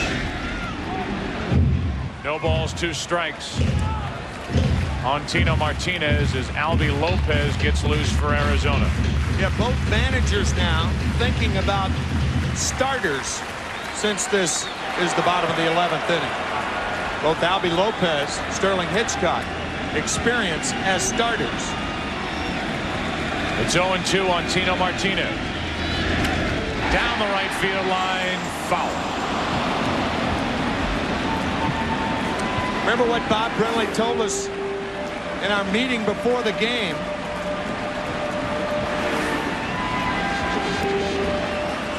Barajas trying to come inside. It was Martinez who hit an inside fastball last night. If you're going to make him hit the ball, you've got to go away. That's where they set up. They miss away, and it's 1-2. Tino Martinez will be followed by Jorge Posada and Shane Spencer here in the 11th. Unless it ends before that. 2-2. Here's a 1-2 pitch, and it's fouled off the fencing in front of the Yankee dugout. Mike Morgan flirting with danger, throwing Martinez inside in this ballpark. You make a mistake away, it's a single. Inside, this game could be over.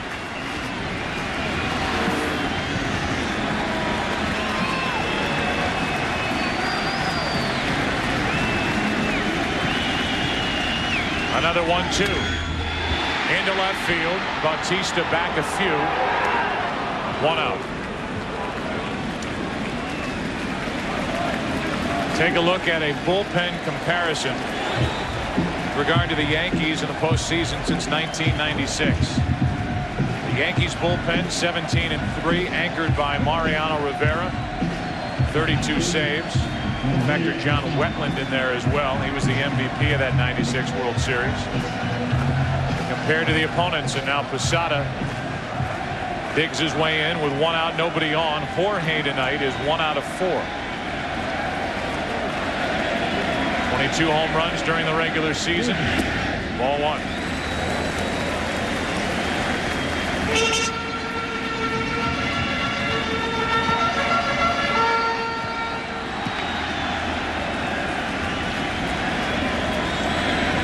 Mike Morgan has retired all 5 Yankee hitters he has faced. Ended the 9th by getting Soriano on a broken bat fly ball caught by Bautista in left. 1-2-3 10th against Jeter, O'Neill, and Williams, all ground balls. 1 out here in the 11th. A 2-0 to Posada. A strike called, and Posada barks at the home plate umpire Jim Joyce. Barajas sitting outside, and Morgan gets the call.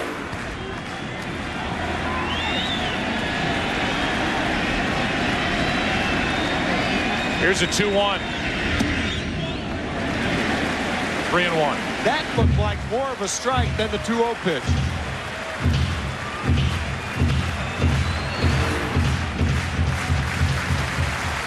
Certainly higher. So the count 3-1 with 1 out, nobody on. Posada way out in front of a changeup, full count.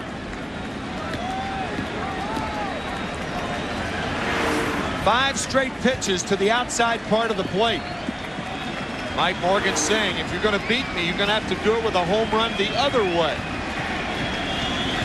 Posada doubled the other way to start the 2-run 9th inning. 3-2 pitch. Popped up on the left side. Foul territory for Matt Williams. 2 out.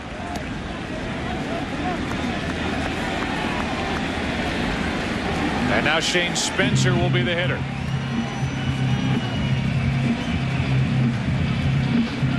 Again, it appears that Rivera's finished for the night one way or the other. He had a 10-pitch 10th inning. Got into trouble and out of trouble in the 11th. 2 out, nobody on. Spencer takes a strike. What a job by Mike Morgan to this point. He's retired 6 straight.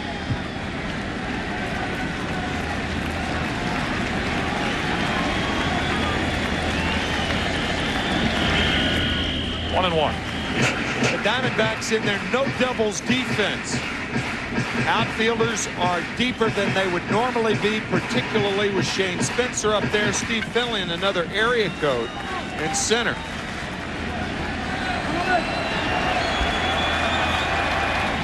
Spencer waits for a 1-1. 2 balls and a strike.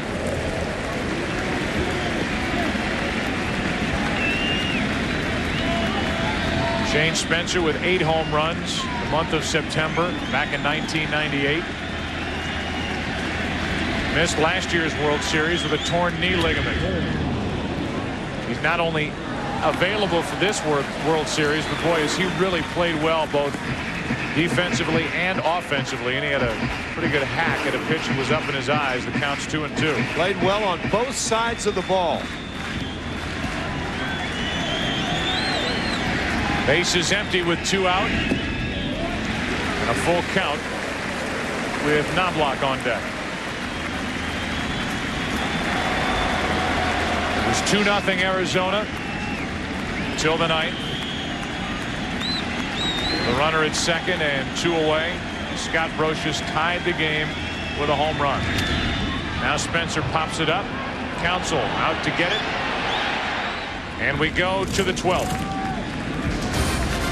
Mariano Rivera has thrown 23 pitches, is likely finished. What a job by Mike Morgan. 42 years old. In his first World Series, he gets this game to the 12th. For the Yankees, there have been more missed opportunities tonight for the Diamondbacks. First in the 8th inning, the runner at third, nobody out. Counsell, Gonzalez, and Williams could not bring home the runner. Then with the bases loaded, this by Reggie Sanders and Mark Grace.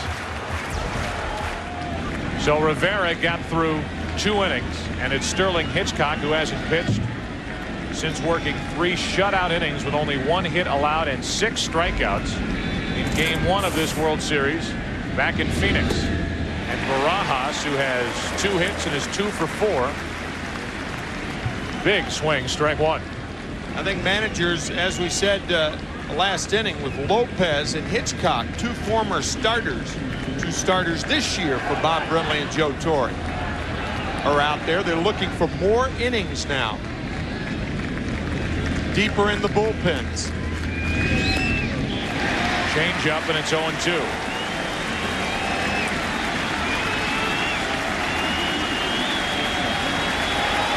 Hitchcock, acquired on July 31st from San Diego. Free agent to be.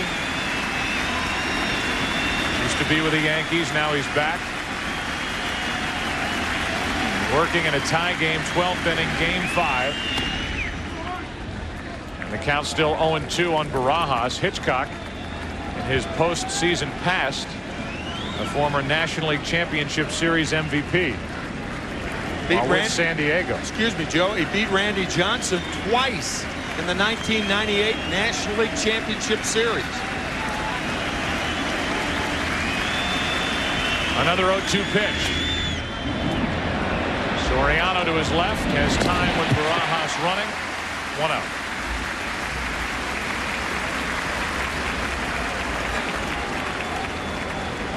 That'll bring in Tony Womack with another lefty, Counsell to follow.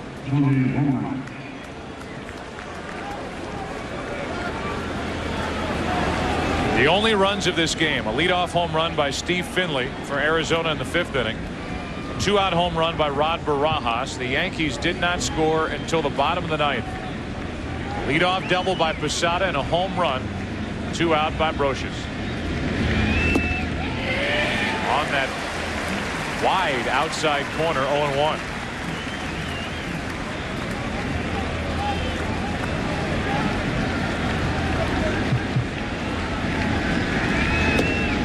Again, 0-2.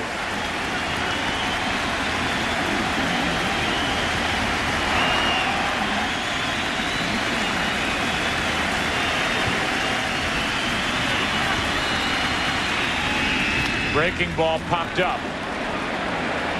Slicing to Spencer, 2 out.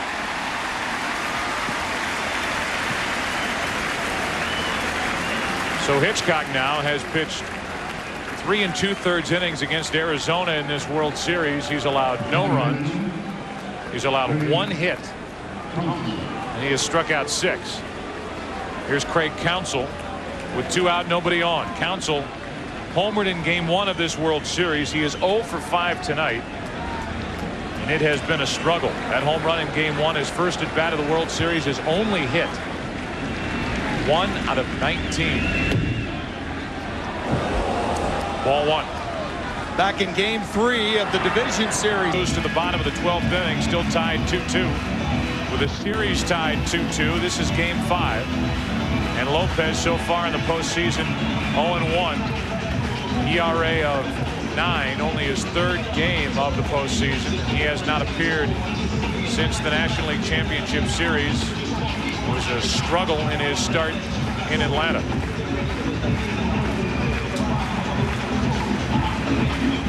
I think what Chuck Knobloch might be looking for, leading off the bottom of the 12th inning, is a walk. I think he'll take at least 1 strike off Lopez. Give him a chance to get nervous. First World Series appearance. Lopez in his career 0-3 with an ERA of 3.71 against the Yankees. And with Cleveland, he's been with Tampa Bay. Picked up by Arizona mid-season. Knobloch, first pitch swinging, base hit. So much for that thinking.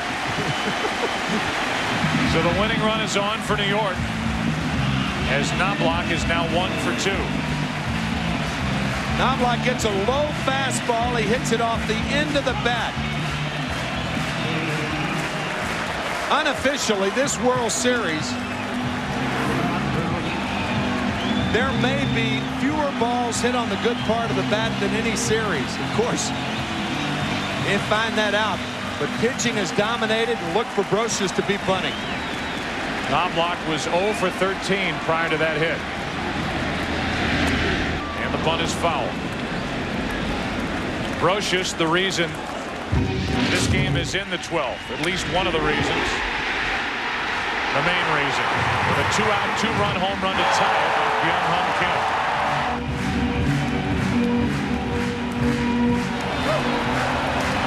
Mark Grace, Tony Womack coming in after Rod Barajas, the catcher, went out to console the 22-year-old right-hander. Knobloch on at first with nobody out. Inching away as the throw comes his way.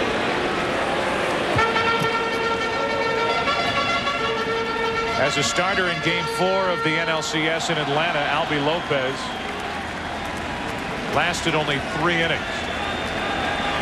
Allowed 2 runs on 5 hits. The bunt by Brocious is perfect. Sacrifice 3 unassisted. And the potential winning run is in scoring position. Brocious has done it with the long ball, and now he does it with a bunt down the first base line to try to set up the game-winning hit. One of the great descriptions of a good sacrifice bunt. Catch the ball with the bat, and Brocious did it beautifully.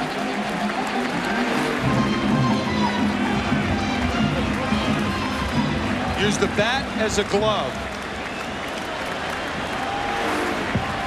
Now it's the rookie Alfonso Soriano, who's already ended 1 postseason game this year with a swing. A home run to end game 4 of the American League Championship Series. Winning run at second, 1 out. And what a play by Barajas to keep Knobloch at second base. He has played some game behind the plate and at the plate. Rod Barajas, what a story tonight. Breaking ball in the dirt. Nicely done.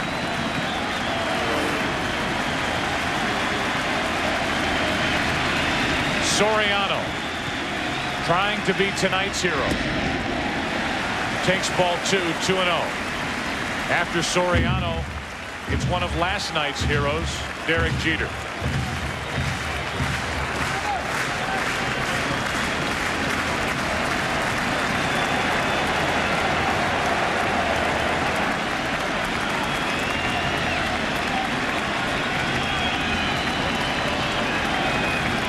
Albie Lopez brings it. Soriano fouls it. Only one team in postseason history has come back twice in the same postseason series when trailing after 8 innings to win a game. It happened in the National League Championship Series in 1986. The Mets against Houston, games 3 and 6. It's never happened in the World Series. Yankees did it last night, trying to do it here tonight.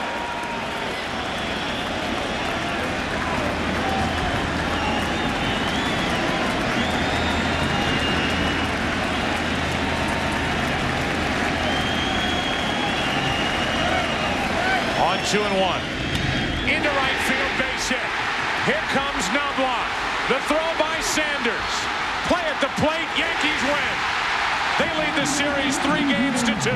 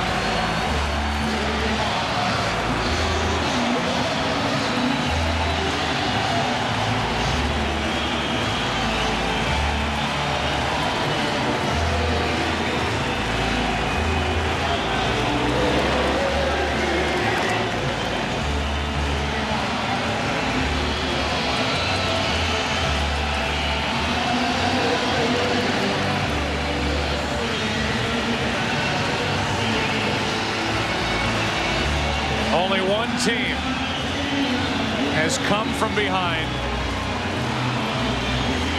to win 2 World Series games when trailing by 2 or more runs going into the bottom of the 9th inning. And isn't it fitting that that team, the New York Yankees, here in 2001. These last 2 games defy description. Knobloch had been 0 for 13. Took the first pitch from Albie Lopez, single to center. Brocious, who tied the game in the 9th inning with 2 outs with a 2-run home run, bunted Knobloch down to second, and Soriano wins it with a hit.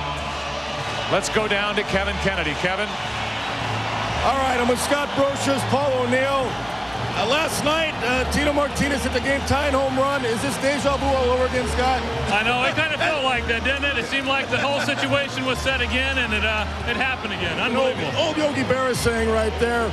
Scott, Tino told me last night he was definitely trying to tie the game with a home run. What were you thinking when you went up to the plate against Kim? Yeah, I definitely wasn't thinking that. I mean, I was just thinking, try to get something. You know, I missed a couple of pitches from him last night, and I was just trying to hit something hard. Paul O'Neill at top of the 9th inning. Perhaps your last game. You haven't officially announced it. You were pretty emotional out there. The cameras were looking at you. The fans were yelling your name. Well, what was going through your mind? You get goosebumps. I mean, it's a World Series game. By no means are you conceding anything. I mean, we come back so many times, and it's fun to hang around these guys that are getting the big hits. I'm just following the coattails right now. You're not ready to announce it. It might be your last game at Yankee Stadium yet, or no? This is it. There's no other way to do it. I mean, I wish I could stay here. I wish everybody would stay here for a while, because this is a lot of fun. Okay. Paul, congratulations. Joe Buck, let's go back upstairs. For the second night in a row, the Yankees come from behind. They get 2 runs in the 9th inning to tie it. They get a run tonight in the 12th inning to win it. It's Alfonso Soriano, the rookie second baseman, who Joe Torre will tell you reminds him of a young Derek Jeter. He gets the base hit to right, and Chuck Knobloch, who had struggled up to this point in this World Series, scores the winning run. The Diamondbacks won games 1 and 2 in Arizona. Everybody said wait till the Diamondbacks get to the Bronx. The Yankees have won games 3, 4, and 5 and take a 3-2 advantage back to the desert. We'll be back in a moment.